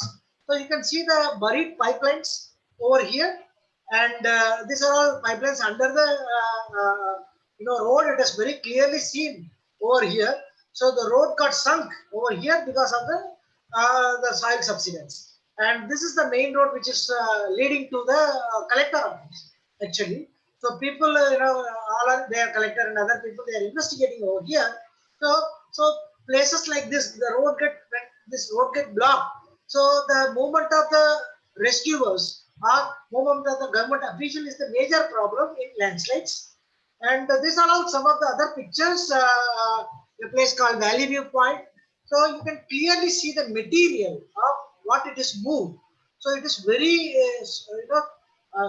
very clay soil materials, where you can find very fine materials also in this. So this will easily flow. So it will flow, run in kilometers. So in this particular location, it has flow for 1 kilometer. And these are all some of the pictures, like near a resort. This is a resort called Sagar Holiday Resort. So it is flow, the soil has come and it has flowed and it has covered some of the buildings. And this is another area where you have lot of colonization. People, they build houses in the slopes. The problem here is the breaching of water. I told, like, you can see this kind of breaching of water. I think my mouse, you can see. So these are all some of the area. I think you can see my mouse. So some of the areas where you have the water is breaching out from the slope, because this is the road cut. The natural water is coming out, oozing out. So people, they should go for a drainage system where it should be like, I can say a best example. People, they have deep holes in Sri Lanka. They are very much used. Actually, in English also they are using. Actually, there is a place called Vatawala. So you might have heard about Dr. Bandari from Central Building Research Institute, actually CBRI. So he was there in Sri Lanka. He established some nice kind of mitigation measures. So even I was visited at this place, Vatawala landslide recently also. So deep holes can ooze out this water, and so that it won't disturb the slope. So that kind of practices people can make, but here it is failed because they are not much worried about the nature. And the other one is like, we have everything. Like, we have maps, we have identified the locations, all these things, but we are not much bothered about. I can plot over here. So in 1982 itself, the Geological Survey of India identified, this is the one of the first country level, country in the whole country. Actually, first landslide hazard donation map prepared at small scale. It means like, they use aerial photos for landslide in Nilgiris. That is the first study in India. 1982 itself, they have demarcated the area and they told these are all the areas for landslides. And in 2009, so it has happened in the same area. And after that also 2001 also we have informed. So same area it is happening. So where we are negligence, that we have to identify. That is one thing. And second thing is how best we can go for our preparedness. So that these two questions keeping in my mind. And I can proceed with other slides, like with some quick examples. And this is what we have told to the district authorities that time. So this maps is conveyed to each district, and so what you can do, what you should not do. In severe landslide prone areas, the areas well known for dangerous to landslide hazard and for perennial threat to landslide and life and property. Restriction, all new construction in this area should be improved, and land use and management practice deserve to be encouraged, and investment on landslide remediation measures and public education and on early warning system should be strongly indicated. So this is what we have mentioned in 2001 itself. People, they don't listen. And what I have done, like still further in Nilgiris, we have done some detailed analysis, because hazard map is not sufficient to go for identify, because whenever we go to any administrator, so he look into a site specific and a project level. So we cannot go with this hazard map and say a collector, like so these are all areas, all this is scientifically they don't have time to read 120-page report. So what we want is like we want to tell specifically this is the location where we have to concentrate. So for that I'm again, so we have done a hazard map on country level, state level, district level. Now I'm narrowed down in a particular place. So how we can go about. So this is the map which is prepared by GSI. So what we want to do is we have an impact assessment based on the new landslides. We have revised this map, because the revision of map is always important. People, they don't do this revision of maps. So they do in 1982. After that, individually, some people, they have done some assessment, but they are not revising these maps, because these are all the maps are important maps. You have to revise and identify the locations where you can have the more impact. And so that when you revise this map, you can go for a different facilities which is happening over there, so that you can identify the essential facilities in that particular locations, high loss potential facilities, because if these are there, then it can create a cascade effect of that area. So a landslide can lead to the problem of a thermal power plant, or in a power plant in a particular area like places like Nilgiris. So it will create a landslide, and it will a dam failure also can happen in some of the places. So you need to identify those areas in well advance, and you can go for a strengthening of mitigation measures, and also the lifeline inventory. So the highways, railways. So whenever you find something like very important structures. So so if you identified well advanced, some slopes are very vulnerable. So there you can go for some kind of mitigation measures so that it will be easy to identify. And yeah, so we have a lot of since dangerous slopes are there in Nilgiris, and people they don't care and they work, and a lot of people they just simply blocking the natural drains and they construct houses over there.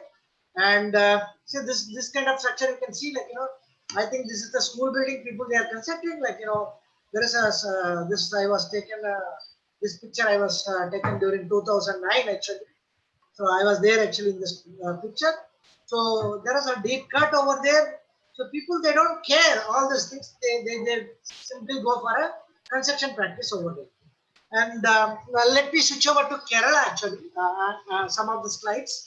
Actually, this is in Munnar, which is happening in 2018. So this kind of information you can find it out from Google Map actually. So Google Map give a very good idea of three-dimensional pictures so that you can identify the answer. This is the Google Map which I have collected in the year 2019 sorry 14/3/2020. So this is the major landslide which is happening in Munnar in Kerala. So you can see this the major center arrow marks out of 5. Actually, you can see other landslides also in this particular location. There is some 5 landslides in the same road which is happening. This very clearly, told very good lessons. Like this area is highly prone to landslides, so where we can concentrate. And this I can just show the picture. The next pictures you can see, like the top portion is the Munnar landslide, which is happened in the year 2008. So the bottom one is the Google view of the present condition. So which clearly shows where the slide is started in the top portion. There was a road in the middle of the. So this is what I told initially when I talk about the anatomy of landslide. So this is the zone of crack where you have the top portion, hilltop, and this is the zone of transportation, and where you have buildings, the road. So these are all the structures you know very well. It is under zone of transportation. If you construct our houses over there in the zone of transportation, you need to be very careful. So you need to identify first this whole hilltop. Hilltop first you need to identify what is happening. Is there any movement is going on? Is there any geological structure something different? So is there any bulging is happening? So all these things you can identify easily. So for example, this is another small landslide. This is another small landslide. There's a road cut. So these are all the road cuts. You can easily find it out some small things. So maybe because of the road cut as well as because of the rainfall, and this landslide might be happened.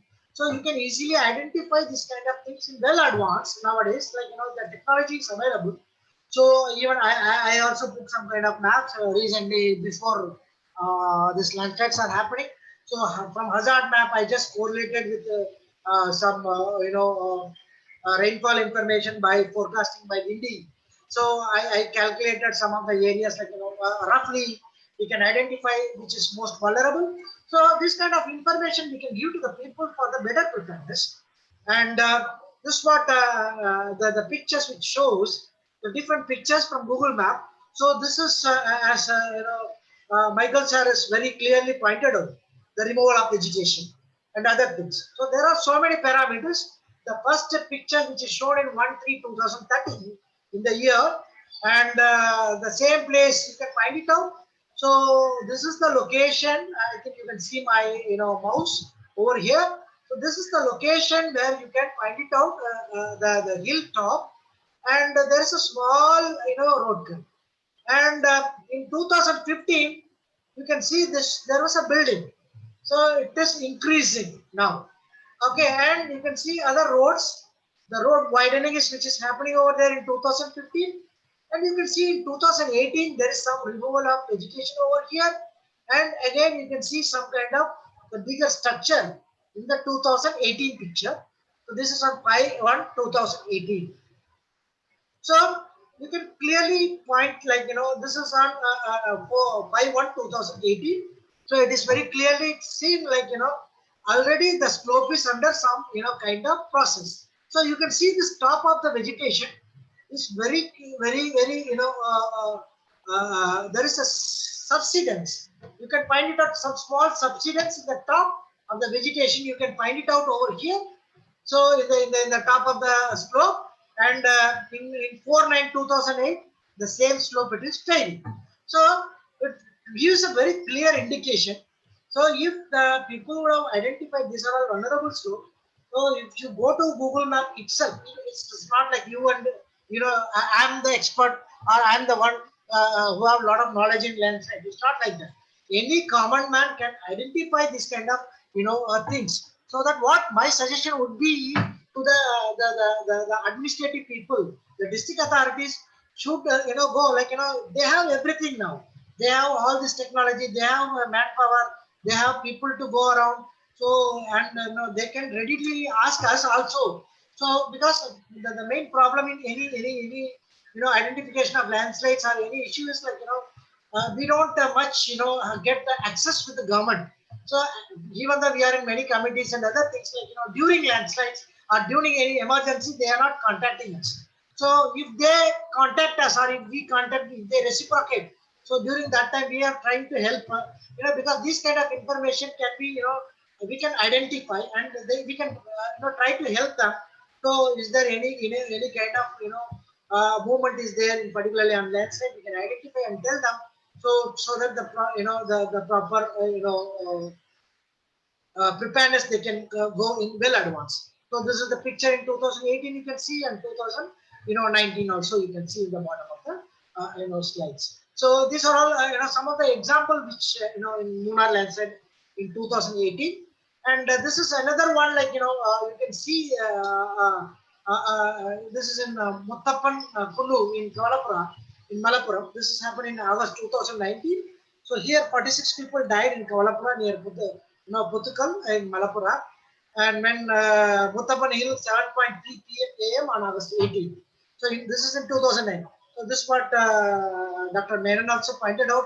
2018 we had that Munnar landslide, and 2019 we had this one. And this also very clearly indicates like the rainfall in Nilambur, it is recorded 189. Actually the average rainfall is only 114 in that particular location. This very clearly indicates that like suddenly there was a heavy pour of rainfall, it's a cloud burst in this particular location. There we have a lot of landslide. So this also I am trying to cover up with a Google map. So there in 2006 you can find it out in Kavalapura Hill. So there was a very nice greenery all over the top of the hill, and you can find it out. And people they start doing some kind of mining activity in the bottom. And these kind of things like when you see this mining activities, like there is a water, so you can find it out in the bottom of the quarry. So you can find some water. So these are all the natural water which is drained from the slope. So ultimately what they are doing, they are cutting the slope. So this kind of cutting, when you are going for a quarrying, so this kind of cutting have a major problem. Also you can see this kind of removal of vegetation. So there kind of erosional activity is going on in this particular slope. So it's a kind of I told the causes of landslide is like you have different kind of parameters. So sometimes you have additional weight. So if there is no additional weight, sometimes there is a river play a major role, drainage pattern play a major role. So there you have a heavy rainfall play. So here, so everything play a major role here. Like toe cut is there. So there you have a lot of rainfall which is happening in that particular location. And all these things which is combinedly happening in And this is on March 2019. You can find it out. In top of the Kavalapura, the total hill got eroded. You can see this one, and this is in September 2000, and this is after landslide actually. So the landslide which is happened in you can see in the last slide, which is happened in August 18, and the same location in March and same location in September. So it clearly mentioned in March 2000 itself, we have a very good clue. So all this Kavalapura hill, it is already removed. The whole top of the hill is removed. So people should have checked all these things in case of, yeah.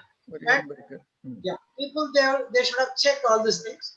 And the next slide, in September it is the total thing which is happening. And this is another landslide which is happened in Puttumala in 2019 actually. So this is the best example for another similar kind of landslide which has happened in same area nearby area. So like Rajamala. So Rajamala also same kind of flow. You can see this is transported somewhere 2 kilometers. A very large landslide, and you can see a river. Okay. So this is not only a landslide path, this is also a river path. So people, they constructed houses over here, some of the houses, some of the structures, it may be some factories, tea estate, because you can see this kind of area where you have a lot of tea estate. And another thing, you can see kind of small cuts, road cuts. So one is here, and you can see some other cuts over here. On the left hand side, you can see some cuts over here. In the top, you can see some cuts. So these are all some of the critical things you need to watch, because people, when they go for any tree plantation or something else, because tree plantation always have some kind of water holding capacity. So the soil is already saturated. So you need to be very careful, in particularly in this kind of areas. And this is Rajamala landslide. Actually, I got this picture today. The latest picture of till yesterday we don't have any. I think slide is moving. Yeah. So till yesterday we don't get a clear picture of Rajamala landslide. I think this I took some from landslide blocks, and still I am investigating this landslide. Actually, a lot of confusion. Actually, I got it actually from this location where exactly slope is moved. So from photographic evidence we can show something, but it is not 100% correct. And so this is somewhere around 2 to 2.5 kilometers smooth, similar to Puttumala landslide actually here. And you can find it out the eastern side and western side. So lot of water is breaching out. So it is because of the flood. And the central portion you can see from the landslide, it's again a river where you have a the water is oozing out, and because of this, the flood is combined with the rainfall and the slope, and which has happened actually. And this is the satellite picture of that particular location. I'm trying to locate this location of this. Initially, I thought you can see this a green color point over there, and the bottom one is the Petimudi location. Petimudi is a Rajamala Petimudi estate actually. So this is the location where initially I thought there is a green color. Next to that also there is a subsidence. Initially when I started investigation, that was the place. But later I moved this, my opinion, it has, I have changed, because this slope have a small, you can have a abnormal road cut in the top. Okay, so there is an abnormal road cut in the top. Maybe this may be the slope. I'm not sure actually right now, but still I'm doing the investigation. So this may be the slope which is failure. Actually, this is the river. So you can see this river, this is the river all along the foothills of the slope. You have a river, and after that you have some kind of structures these are the factories. And this is the place where you have the lot of people buried. So this is the place the workers where they are sleeping, and in this particular location. So my observation would be the landslide might be happened because of this movement of this slide. And if it is moving like this, and this area it is going to cover. So maybe this area might be covered. So this is the area might be covered because of this landslide. And you can see these are all some of the structures. From the photographs you can find it out like it is still safe buildings. These are all the area it is fully covered under the debris. So this kind of information we can do the postmortem study. The another one, like you can see the name in this picture, like I cannot say like only rainfall it is triggered. I think yeah. So what we are trying to do examine here is two other parameters in this particular location, like the location of other landslide. You can see the location of other landslide, like triangle portions, like a lot of triangular orange color locations are there. The triangle orange color locations are dark orange is nothing but the Rajawala landslide in the center portion, where you have a river which is flowing under that, and the other triangle portion are the other landslide which is happening all over the Idukki district. And I have plotted the epicenters of the earthquakes also, because we want to try to come to understand whether is there any earthquake which has happened, because these are all the earthquakes which has happened in the past. So whether these earthquakes are triggered anything over there. So like that, is there any closely earthquake which is happening in that particular location also? You can monitor, and other structures you can find it out. So in this Nilgiri, Rajawala area, so there is some kind of lineaments you can find it out. So lineaments are nothing but the linear structures. So these are all the structures are trying to move. So this may be in between two lineaments. Actually, it may be the slope might be tried to move also. So because of the natural process, we may not know. Actually, these are all some of the investigation what we are trying to come out with, and other sources also we have put, like some of the major faults, whether this fault is moving. So all these things, we cannot say like just like that because of landslide we have a just like that because of rainfall we have a landslide. So that is not possible. So we are investigating still, and so still we have to do the many investigation on rainfall. Actually, I have collected the rainfall data for this particular location.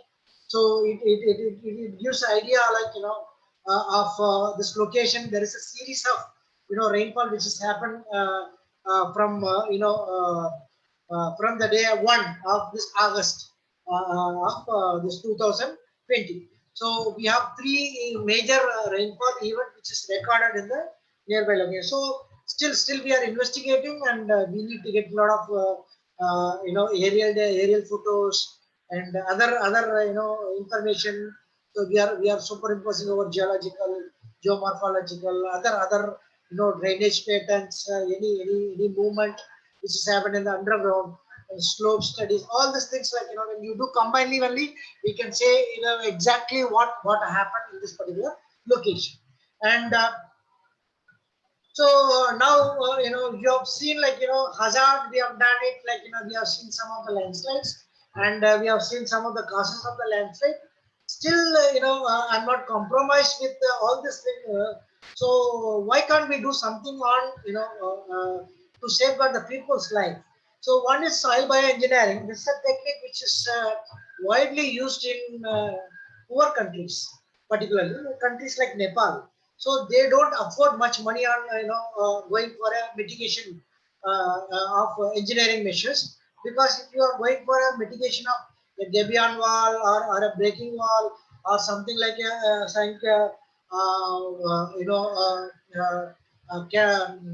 tunnel kind of structures, so it is not affordable by the Nepal people. So what they do, they use a very simple technique called soil bioengineering.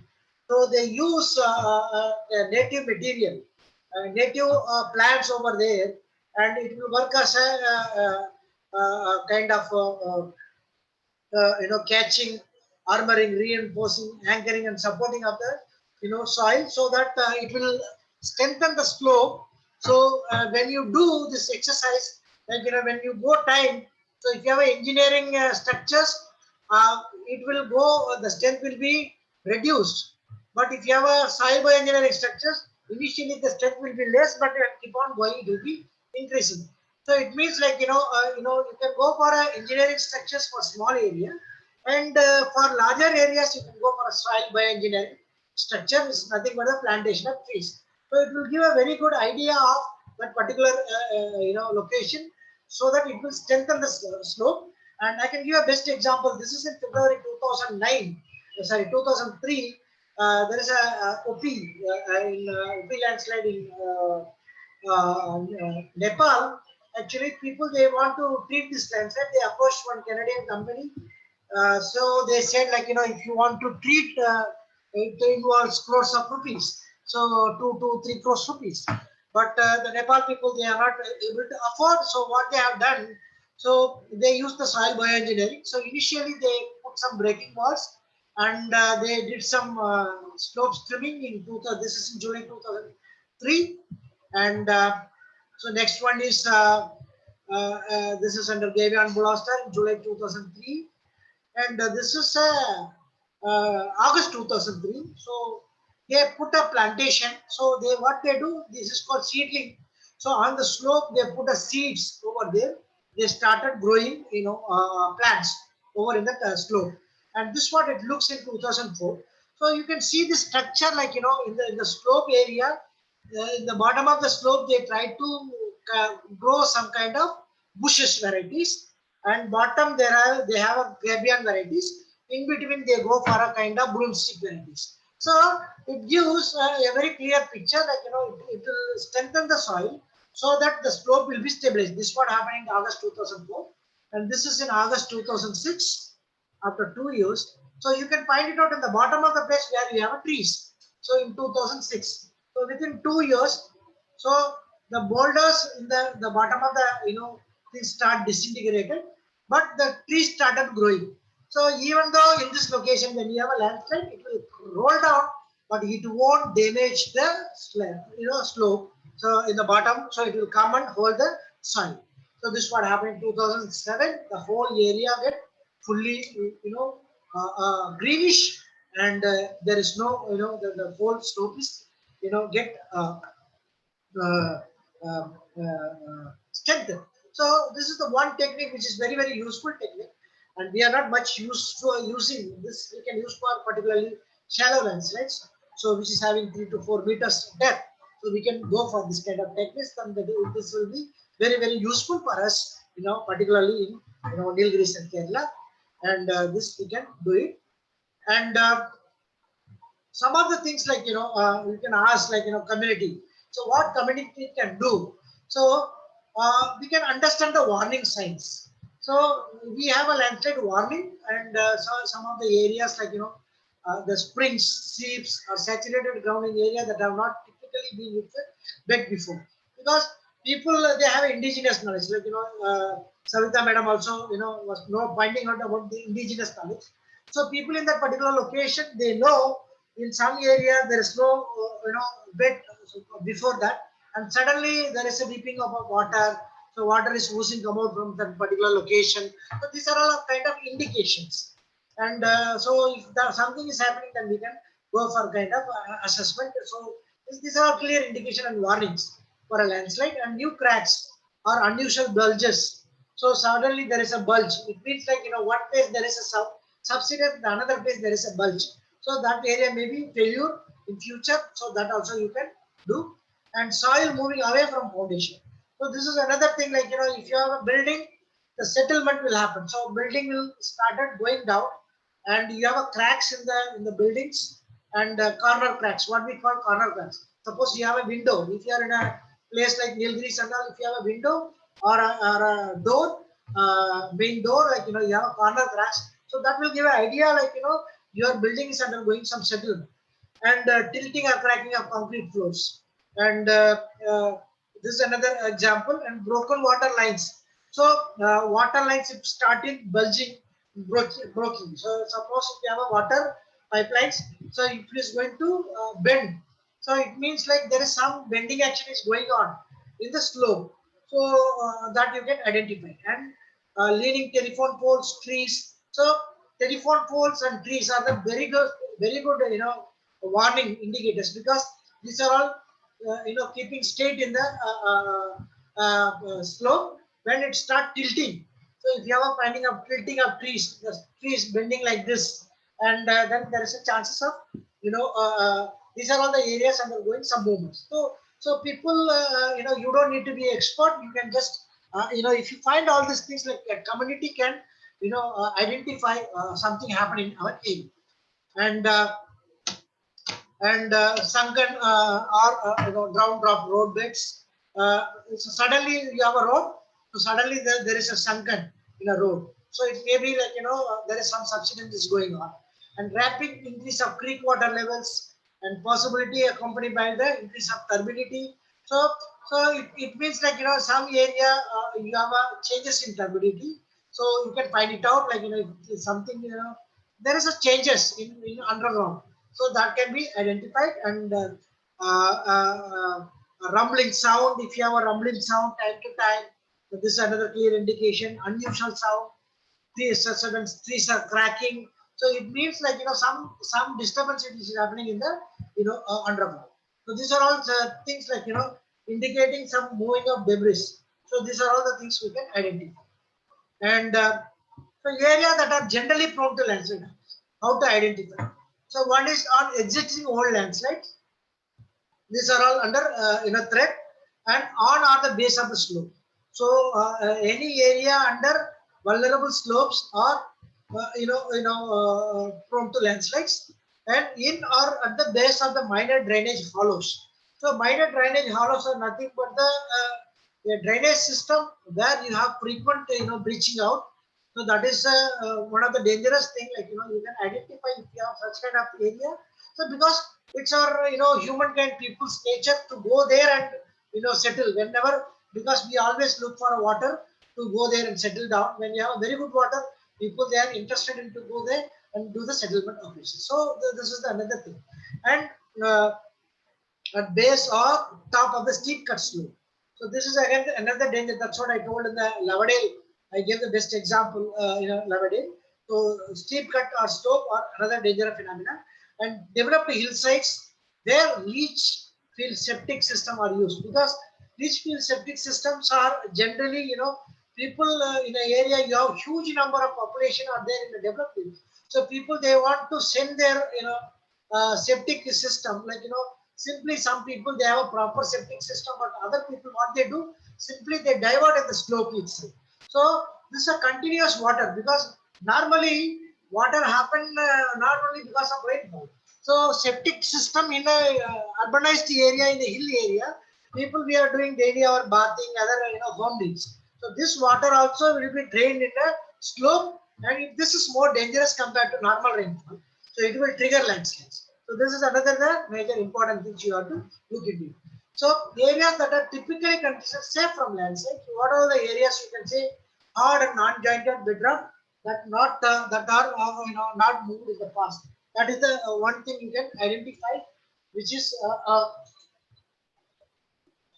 identified in a flat low-lying areas and away from sudden changes in slope angle. So these are all the things are something very safe on relatively flat low-lying areas. But the problem in flat low-lying areas, you cannot say 100% it is all flat low-lying areas are safe, because in flat low-lying areas also you can have a landslide. That is nothing but the landslide flow.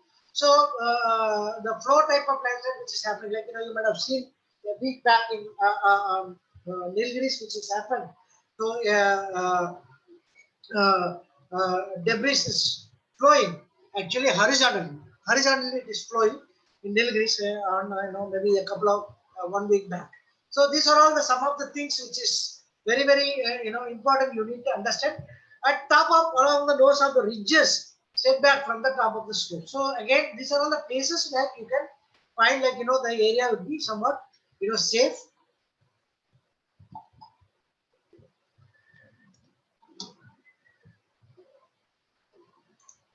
Yeah. So now you have a question, right? So what to do before a landslide? So if you are in a hill area, so what to do before a landslide?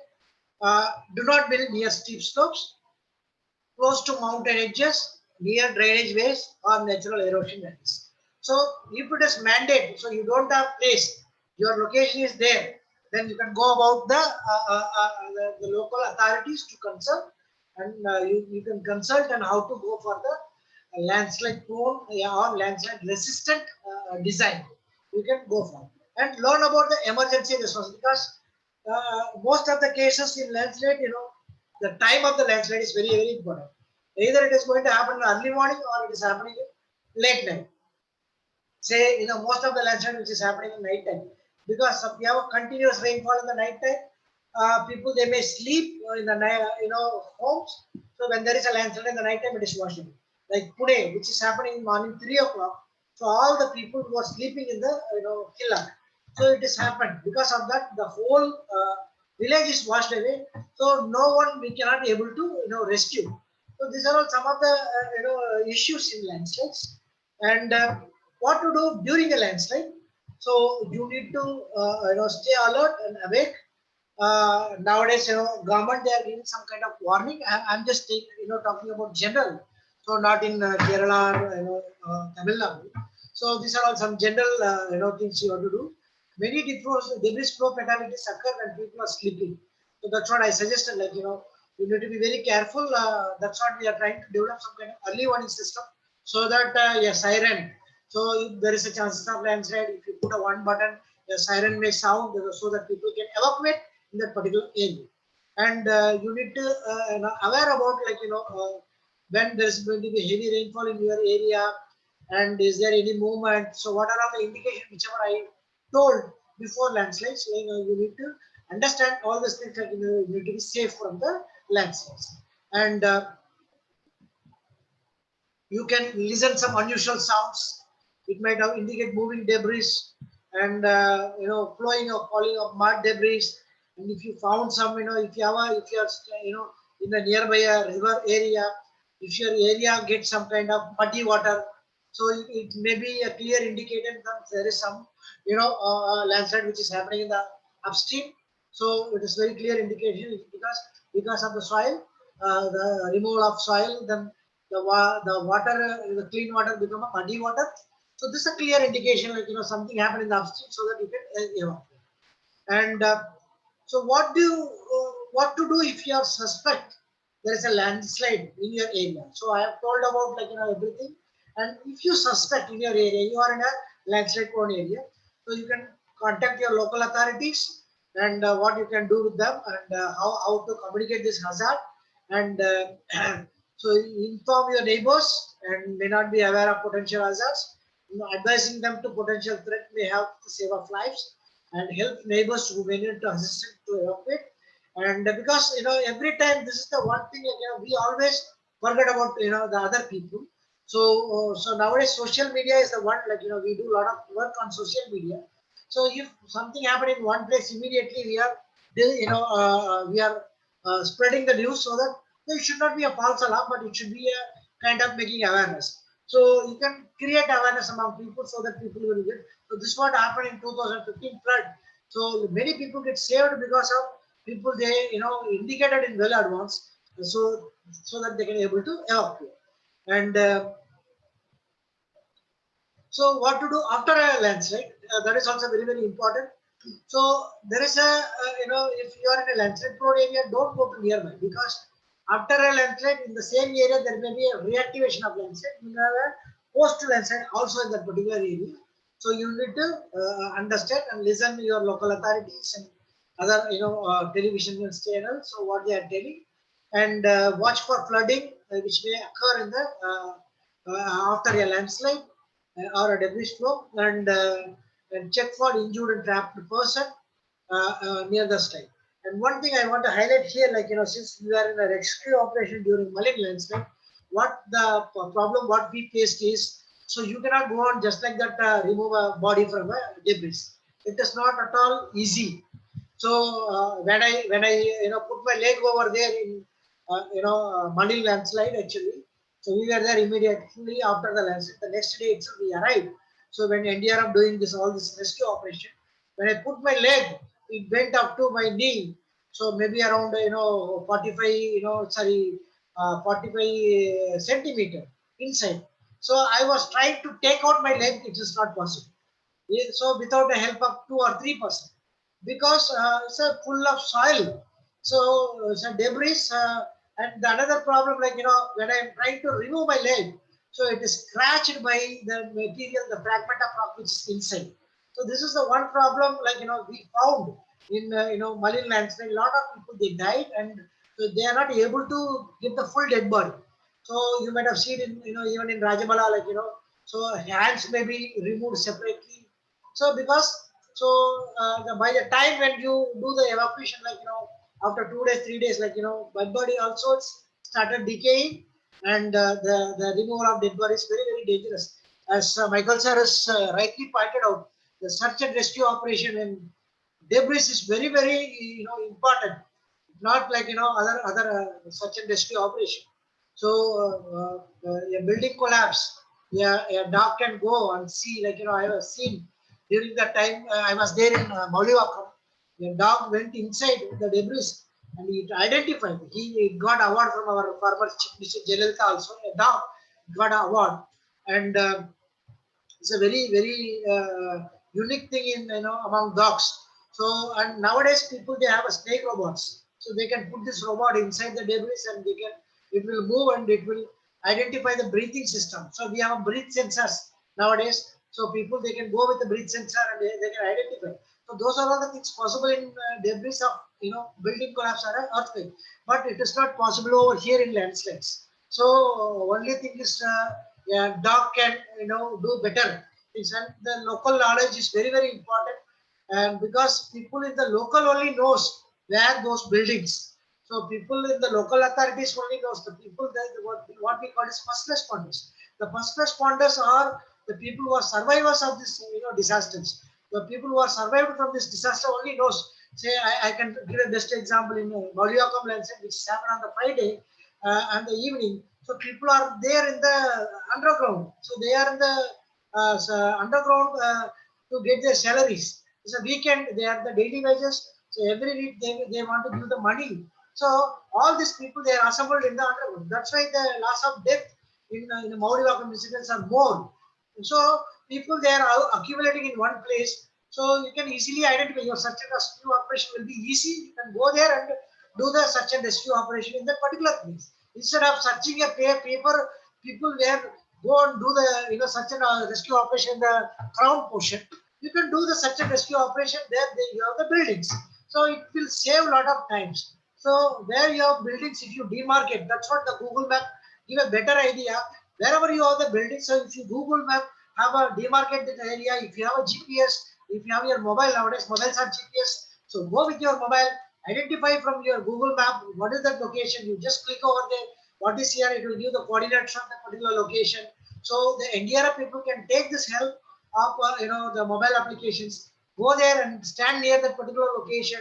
So you can easily find out what is the direction of the movement of the debris flow. So even you have a building, it is moved. So you can move along the, your search and rescue operation will be move along the location. And another one is like, we have a different kind of, movement in a flood.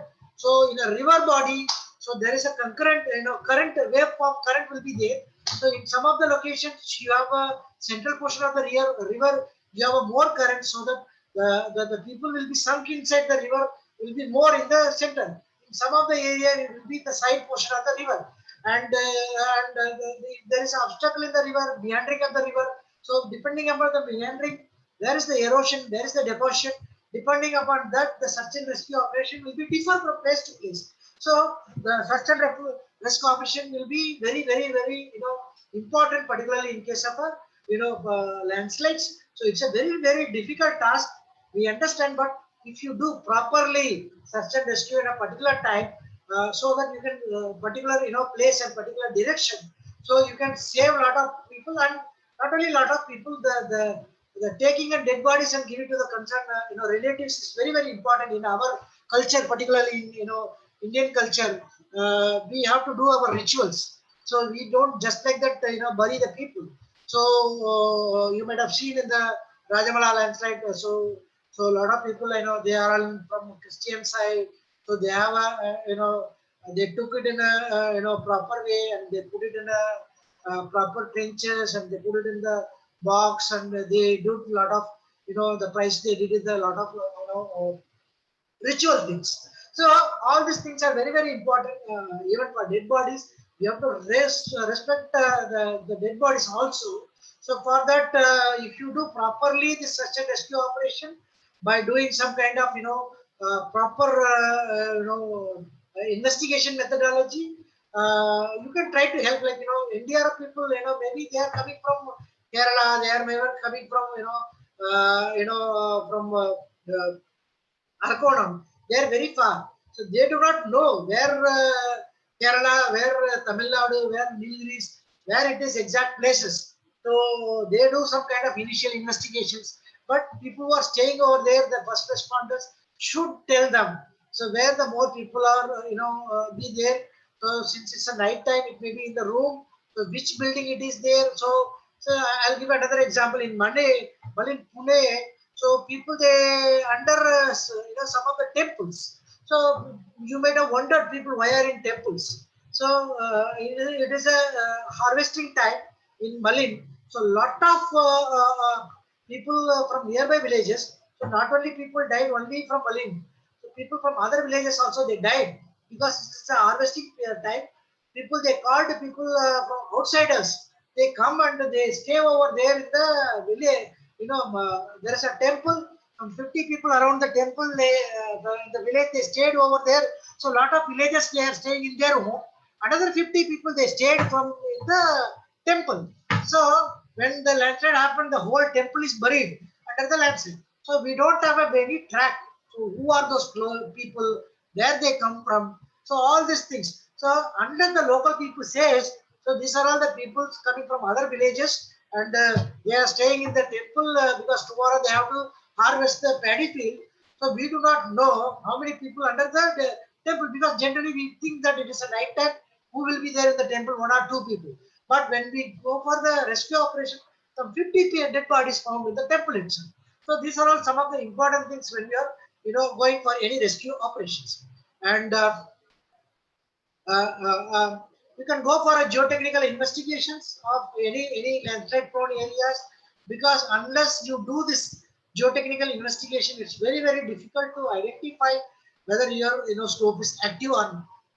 And another things like what we have right now. So Tamil Nadu and Kerala. So what we have right now, how best we can go for a help others. So this is the one, like already the map which is produced by the Kerala State Disaster Management Authority. So they have a map called Landslide Zonation Map of Kerala. So the red portion, you can find it out, high hazard zonation, and orange color are low hazard zonation areas. And they have the different districts, and each district how much area under high and low hazard they have identified. So you might have asked a question like, I am not an expert, I'm a common man. How can I use this map for my for my area? So what you can do actually, I have posted this recently in my Facebook also. So I have simply compared. So you all nowadays well versed in mobile phones. So everyone watching forecasting, weather forecasting. Now we are very good in weather forecasting. So IMD is giving very clear forewarning, and we have a lot of other mobile application. Now everybody using Windy. So Windy will clear next 10 days. How much is the rainfall in your area? So what I can do in a simple manner. So I can say every day. So what is the maximum rainfall today? So I can just demarcate that area. And what is tomorrow, which is the area is going to high rainfall. I can demarcate like that. I can demarcate for next 5 days or 10 days. So when I superimpose all these days, next 10 days, I can easily identify which date I am going to have more rainfall. So which area I am going to have more rainfall. These two things I can identify. So next 2 days, next 10 days, if I am going to have very high rainfall of a particular location, so I may have a rainfall in Ayyappa, but Ayyappa is not prone to landslides. So I may have a very high rainfall in Kannur, but Kannur is not prone to landslide. I may not worry about landslide in those places. But if I have a worry about some places in Wayanad, some places in Idukki, so I can, if I have very high rainfall in these places, I can superimpose that rainfall location over there. Then I can go to that particular location and I can, start monitoring, or I can at least try to stay these people in a safer zone. So this is the one thing what we can do very quickly. And now KSDMA has done a very good job. They have an orange book, like that's what Dr. Menon also pointed out. So they have an orange book. In that they have a lot of mobile, they have a lot of maps actually. So these are all district level maps are available. District level people, they have given these maps, the landscape area maps. So you can identify this, in detail which area is more vulnerable. And another things, they have some mobile applications called, lightning alert also for Kerala, because in Kerala they have a lot of lightnings also happening. So these are all the things, like whatever I'm presenting, like I'm collecting information from internet. Some of the things like my own maps and other things are from web sources. So these are all things already available. So this is available openly in Kerala State Disaster Management Authority websites. So you can download this apps and mobile application. You can use it for the preparedness purpose. And what we have in Nilgiris actually. So that is for landslide for Kerala. And so in Nilgiris also, the government of Tamilnadu, particularly the District Disaster Management Authority of Nilgiris, they have prepared very high vulnerability areas where it is located from the Google map, and they have done some scientific study, and they have a detailed study also. So vulnerable area mapping, what they have done. So what is this vulnerable area mapping?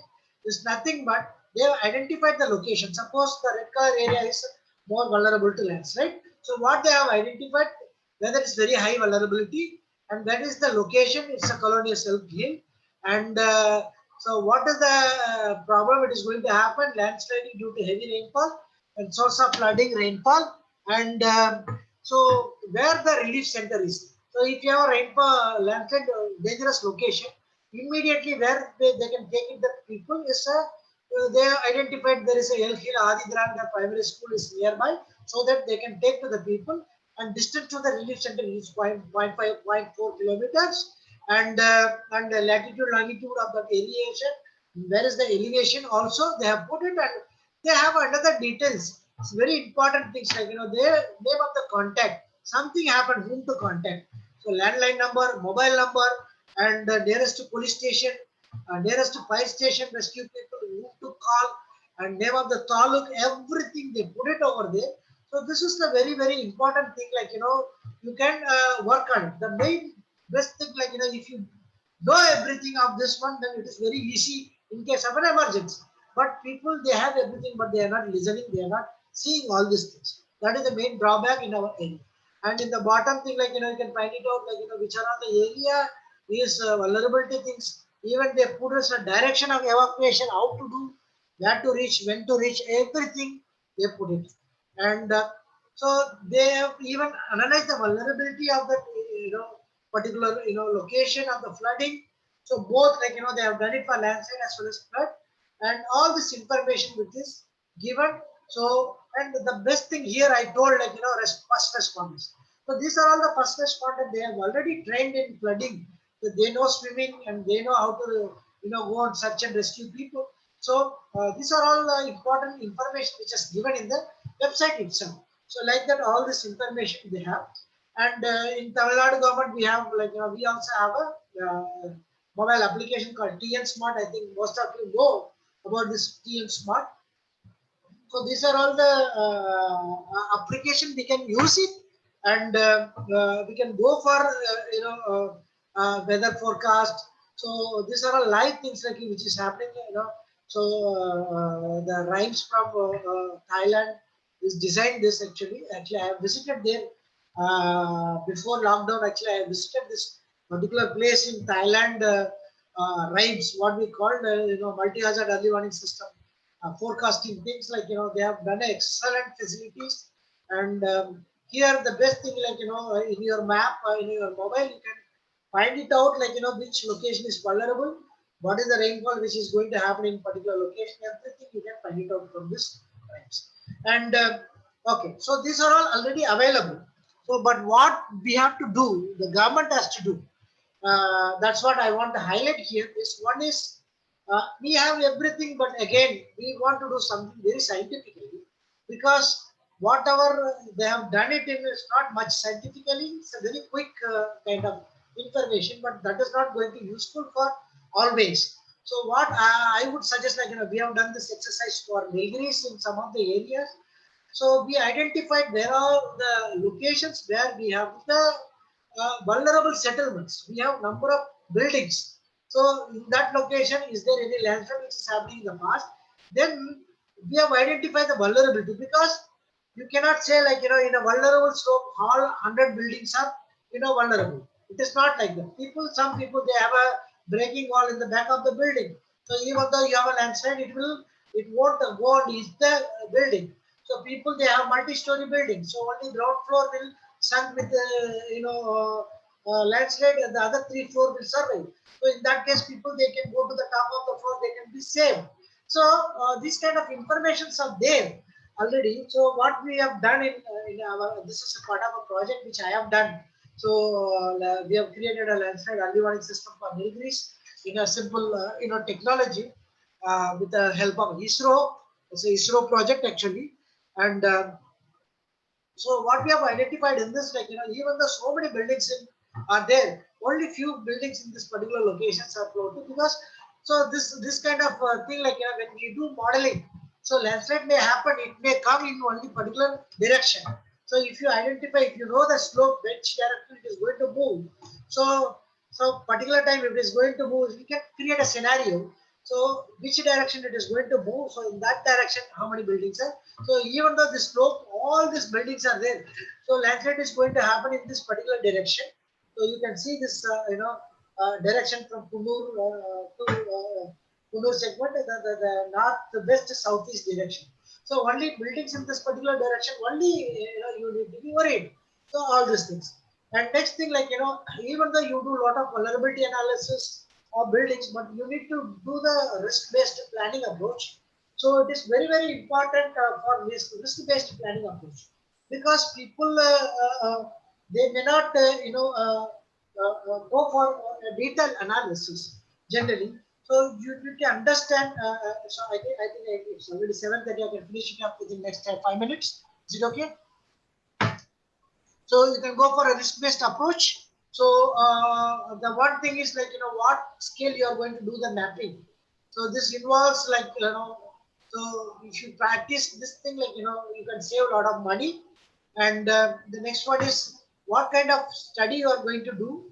So based on that, again you can go for a restriction of scale of mapping and the velocity of landslide. So this is again what kind of velocity of landslide it is going to occur during.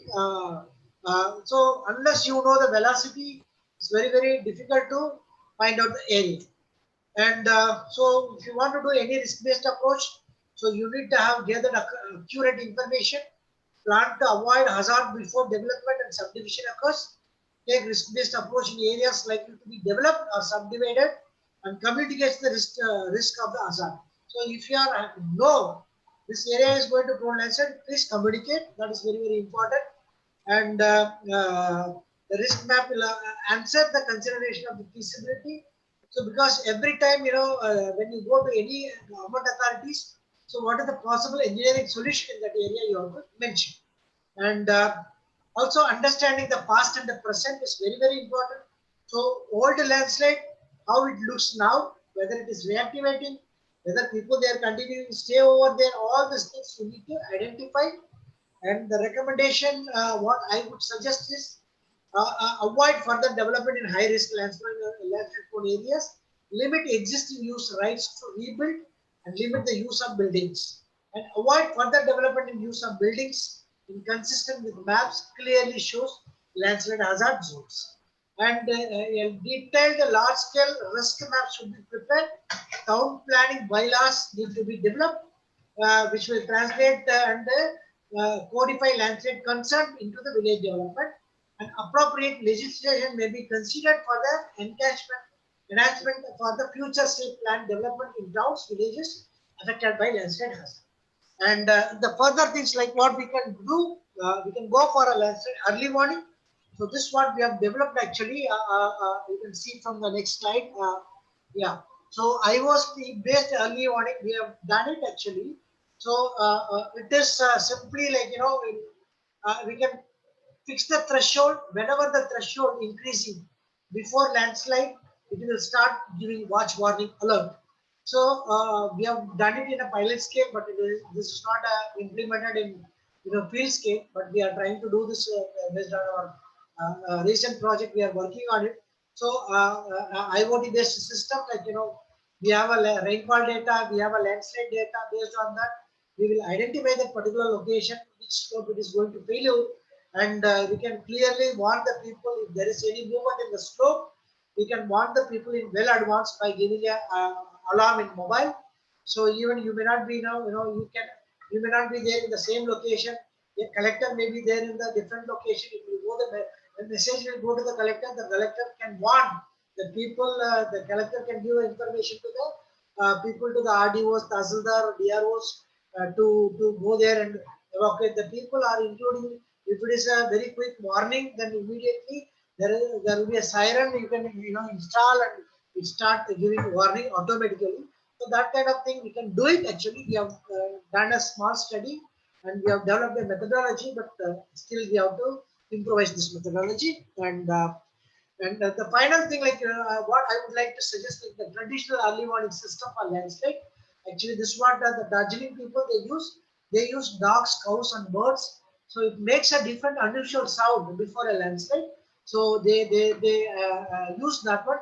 And wild animals also seen unusually near the habitat, because it is in the hilly areas. It will come out from the hilly area if there is any movement.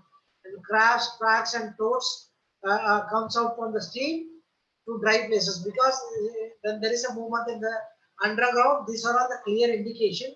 Ants are seen shifting their other places along the edge. This is another clear indication.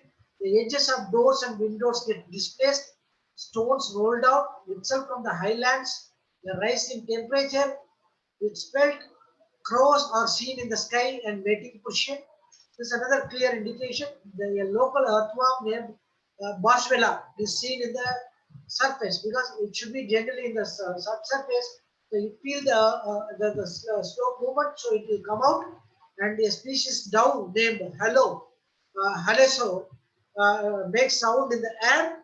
And snakes and pangolin. So pangolins are seen running away from the places. I do not know what is pangolin, but they have mentioned pangolins and snakes. And after a heavy rain, suddenly there is a bright sunshine. It means like that something is going to different, and a soft and pleasant smell mud is sensed. So these are all some of the indigenous clear indications before a landslide. So people they use these are all from the traditional knowledge they use, and they come with a conclusion. And this one, thank you. And I omitted sea erosion because so I want to concentrate only on landslide. So sea erosion, I think most of the people they know. So landslide they may not know much. That's why I concentrate only on sea erosion. And our destination is destination disaster risk free India. So safeguard our lives. So working on this, like work on the preparedness. Thank you. Thank you so much, sir. It was really a comprehensive presentation covering on all aspects. And I'm sure that your presentation will serve as a reference material on landslides. Thank you so much. And very interestingly, we received a lot of questions during the course of your presentation, and the answer was there in your session itself. So I'll just mention it, and we can, as you have answered it already, what are the precautions taken by the government? Professor Prasanna has asked what are the precautions taken by the government, and what places are vulnerable in Tamil Nadu? What are the digital technology available to prevent, to foresee landslides, and is there any soil which is prone to landslide? And what are the parameters for a common man to find whether the soil is suitable for building and road construction? These were the questions, but I think the answer is there in your presentation itself. And there are also concerns too. like how people are getting approval to construct their houses in landslide areas, why government is allowing them or habitations. Yeah, Because actually, there is a geotechnical cell in every state. Actually, particularly for Nilgiris also, there is a geotechnical cell. So before constructing any houses, they should go for a permission from geotechnical cell. If geotechnical cell permit only, they will go for a construction practice. The problem in geotechnical cell also, it's not a very big cell. So they have very limited team of people, 3 or 4 people. They are only doing all these things. Like, they might now transfer to mostly on giving relief and other things. So they identify, they will go post damage assessment only. This kind of people they are doing right now. But what rightly pointed out, it should be checked before going for a construction practice. Nowadays, most of the engineers, they do not know about particularly construction practice in hilly areas. So they should be sensitized. So that's what we always suggest, whenever we do any kind of training programs, like for example, in VIT we used to conduct, organize training program for masons, so and engineers and builders, because whatever we talk, whatever we do, ultimately the mason is the person is going to construct your house. So even though engineer is suggesting something, but whatever is going to observe by the engineer from the mason, observed from the engineer, but only the mason is the whole soul authority or whole soul person is doing this exercise. So construction practice. So we are sensitizing this mason people. So for particularly for disaster resistant structures. So how these structures are to be considered, considered in different places. Each and so it may be different for earthquake prone areas in each zones. Left side prone areas also. So it's a very vast area, but we have to make it very simple for them. So we make it like, we call masons, because generally calling masons and keeping them in a session is very, very difficult. We know, because if you call a mason per day, they are earning 2,000 rupees to 3,000 rupees a mason. So asking them to come and sit in a seminar or training, they don't come. So we are trying to pull them through some kind of, L&D or some kind of companies, and we gave them some kind of remuneration. We pull them and we try to make them aware about this kind of technologies. So we will call experts in this particular, and we will say some simple kind of construction practice. We tell them these are all the things you should incorporate when you are doing your exercise. That is one thing. And second thing, people always afraid when you go for any disaster resistant action. So for example, if you go for any earthquake resistant design, maximum of you need to spend 3.2% of your total cost. So if you are spending 30 lakhs, you have to spend 3 lakhs 20,000 extra. People, they always worry about money. So they don't go for this kind of practice. Also in landslide prone areas, if you suggest any kind of breaking wall, it says 1 lakh rupees. So in any normal breaking wall, it costs minimum 1 lakh rupees. So people, they are not afford of this much of money. So either government should do, or the people, when they go for a bigger construction, only bigger people, the rich people can afford, but not the poor people. So that's why, we have all these things, if possible, you can go for a construction practice. If not possible, go for a try to manage the disaster. If it is not possible, try to evacuate. So that's what our suggestion would be. Thank you, sir. Sorry to interfere because of the time. We will have a series of seminar. You will be invited. Subsequently, we will have more information. yeah, we have to listen to see erosion too. Yeah. So thank you. Thank you so much, sir. It was really, really informative. Thank you. Sorry, I took a lot of time actually. No, but we need more time, and I think as academicians we should learn to spend time on serious issues and topics like this. Because I thank all the participants, because initially I thought only 10 people, and then now it is 18. So they were there here for whole session. No, sir. We have this is being live streamed in the YouTube, and a lot of participants are watching over YouTube. Participants are there. That's why it's okay, very. Thank you so much, sir. And now let me invite our respected Mr. P. Michael Vedashiromani, sir, to give his concluding remarks. Okay, thank you. Thank you very much, Dr. Ganapathy. It was, what should I say, as a very, like a typical professor, taught us from A to Z. I think a person who wouldn't know also will be able to understand both in some of the structural and also the social issues and the administrative issues. Not that you're restricted only to the technical. You just take us through what to do, what not to do, how to go about. And I was very impressed by the technology which is available. I think personally, I myself, though interested in disaster management, but I think I'm more updated because the disaster management is also a very dynamic subject with expertise available.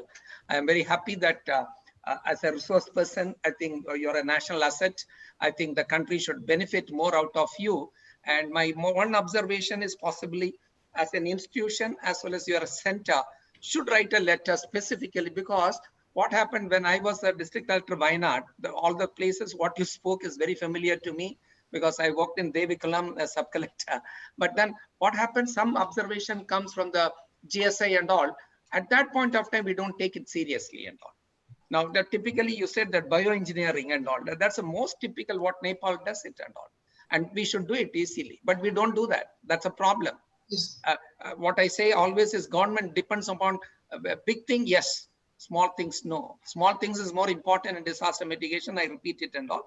So thank you very much. I think you have created so much interest in the subject and all. And I'm certainly every one of us are benefited.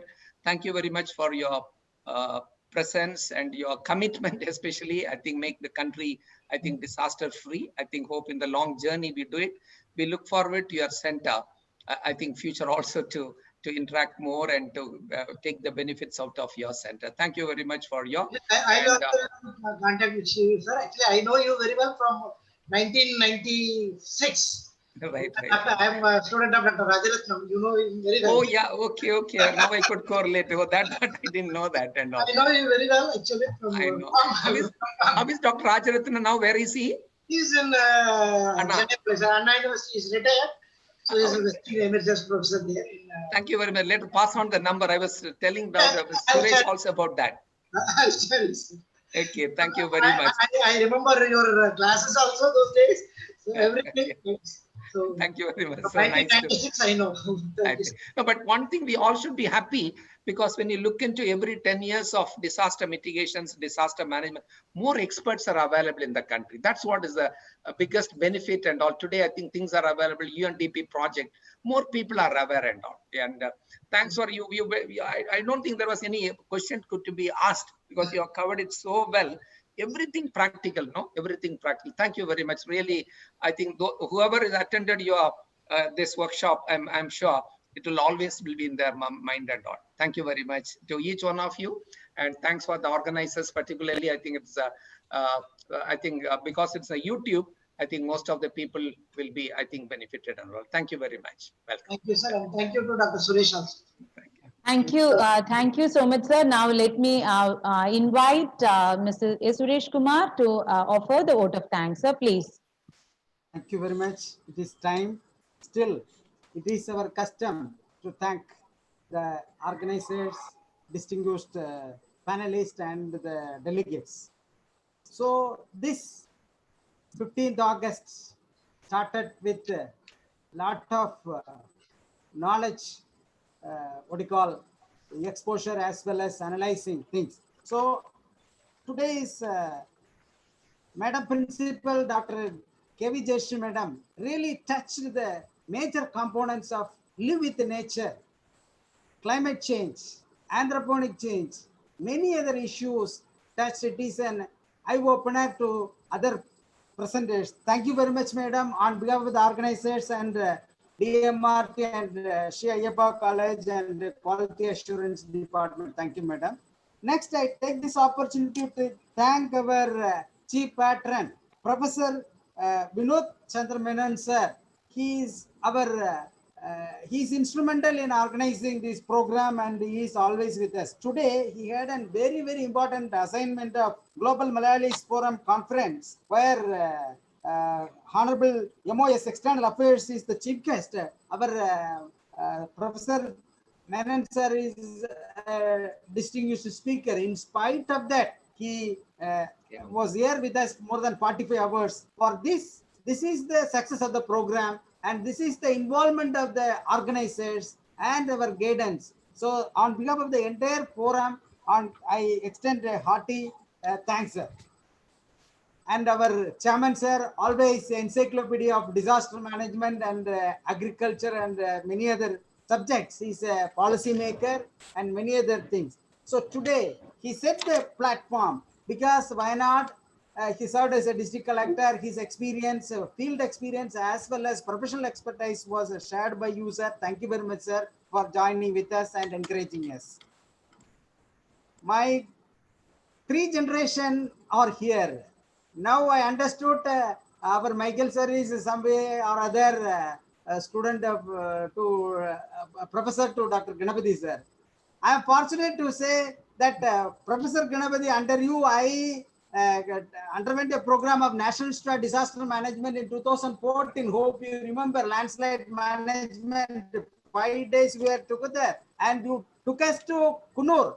2 days we spent there. We have a team wise, we have splitted people, and we have to identify the spot where the probable landslide will happen. So that exercise was ever remembered. Your presentation there was good. And sir, Dr. Ganapathy sir is with us for the last 4 years. He is in our disaster management WhatsApp group. He is very active, scientific presentation, very good guidance you are giving, sir. We are fortunate to have a global expert on this day. So he has touched a very, very important issue. What is that? GIS. GSI 2001 published a data that 15% of land mass is prone for landslide. As per today's your presentation, sir, the microzonation map mentioning around 40% of land mass is vulnerable to landslide. The slope, climate change, carbon emission, and agrarian activity, land use pattern, and building bylaws. Many other issues you have touched. You have touched the science and technology as well as the policy makers, the district administration. You have given guidelines, general public what to do, what not to do, standard operating procedure, do's and don'ts. You touched many other issues. Your contribution in SDMA, Tamilnadu, and DDMA, Vellore district is highly appreciable.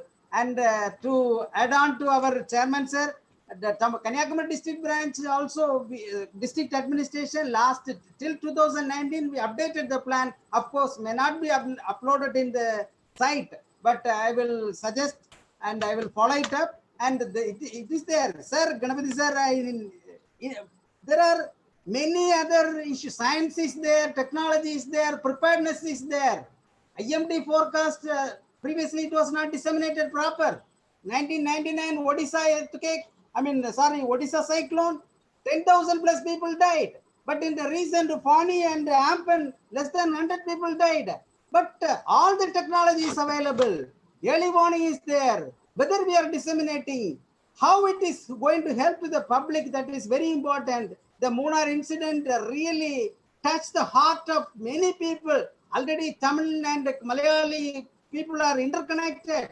Many people from Kerala and Tamil Nadu, who may be, we have to respect the life. Their life is more precious. So as per all the Sendai framework says that we have to reduce death toll in all the disasters. Sir, this technology, professionalism should be supportive to the community. Then only our people will appreciate us. Otherwise, we have to understand our responsibility. Together we work for it. And I was invited in February to visit your campus, sir. I could not. Now our chairman, sir, and we will be visiting when we ensure normalcy along with the Ayyappa College team. We will visit your center, sir. Together we Welcome, sir.